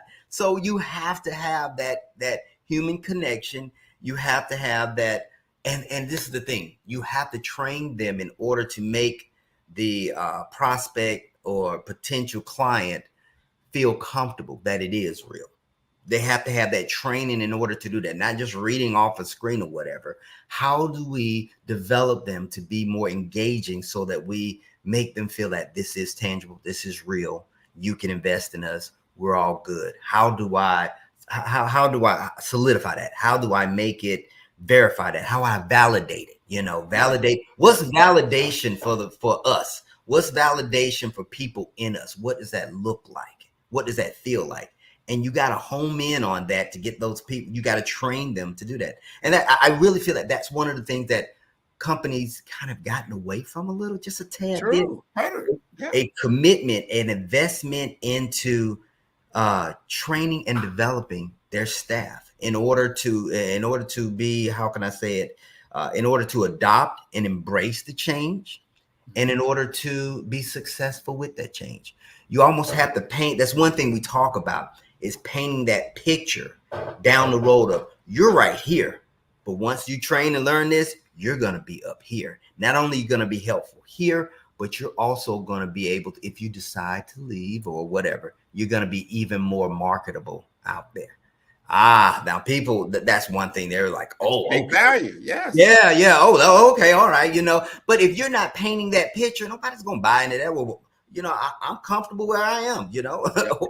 So, or buying it from a different resource. If you see a bot, let's just say a realistic human telling you this, you're like, the believability starts to go down. So you have to know how to properly utilize your technological platforms, and just know that you're not out of the loop.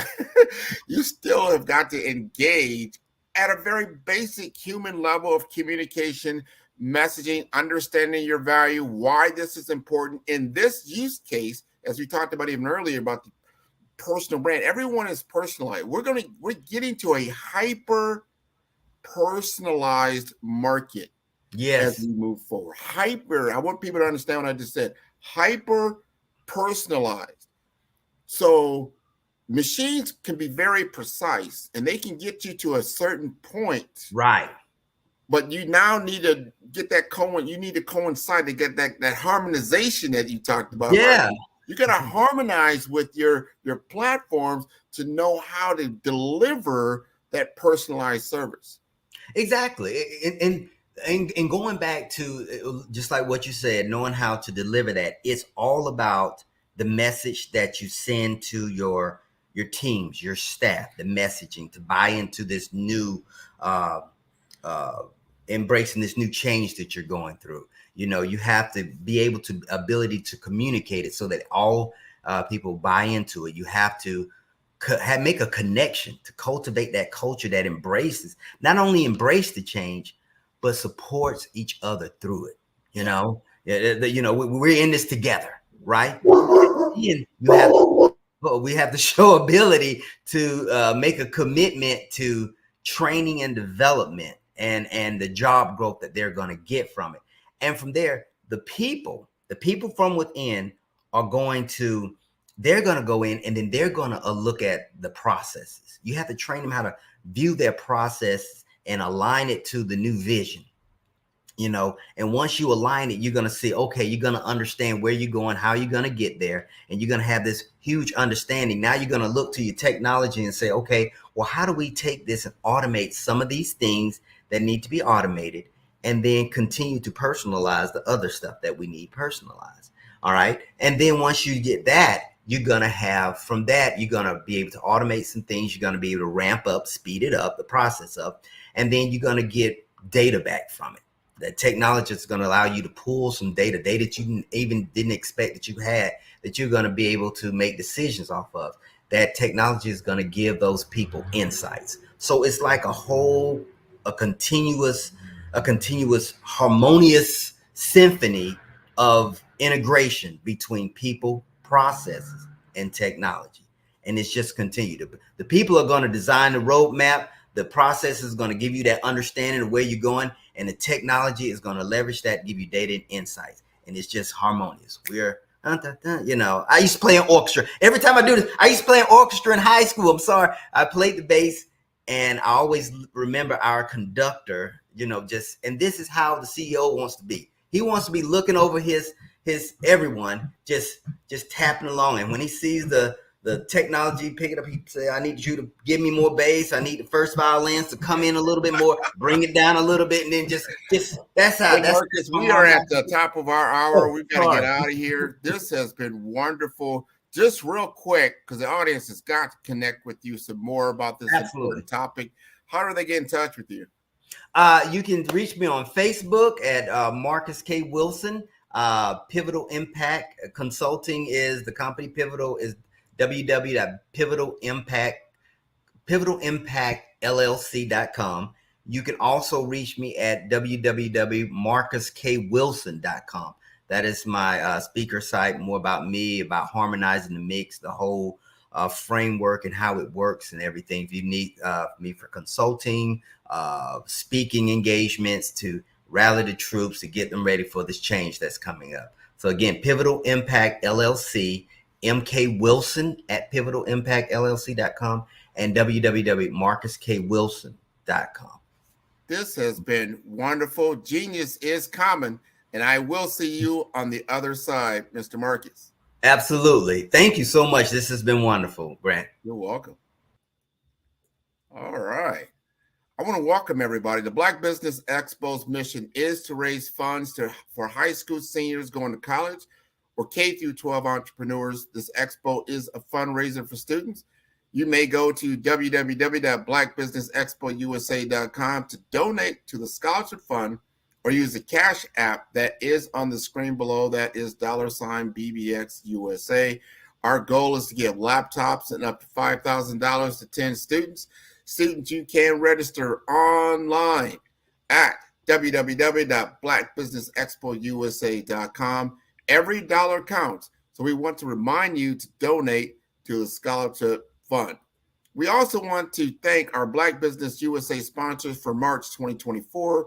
That's NC100, Moody Capital Partners, Suede Soul, 5-Star BDM, Lotus Rocher Coaching and Training, Carolina, Virginia Minority Supplier Development Council, Step Management, Hello LLC, BHS and Associates, Margin McLean Foundation Incorporated, Genius is Common, Earth Essentials, Milani Shani Global, Executive Women's Success Institute, The Quality Coaching Company, Superwoman Business Services, Creative Force Studios, Lee Entertainment, Artistic App Design, Black Business Expo USA, Genius is Common, and I will see you on the other side.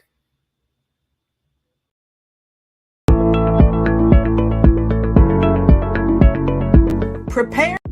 The Black Business Network and Black Business Olympics are essential platforms for Black business owners globally. They provide the tools and support you need to succeed in today's competitive marketplace. Join us today as we collaborate together with businesses from around the world to support our children, students, and young future entrepreneurs, Black businesses and corporations. We raise funds for students going to college and young entrepreneurs who are aspiring to be business owners, and we invite you to be a contributor today. Visit the website www.blackbusinessexpousa.com to connect with and learn more about how the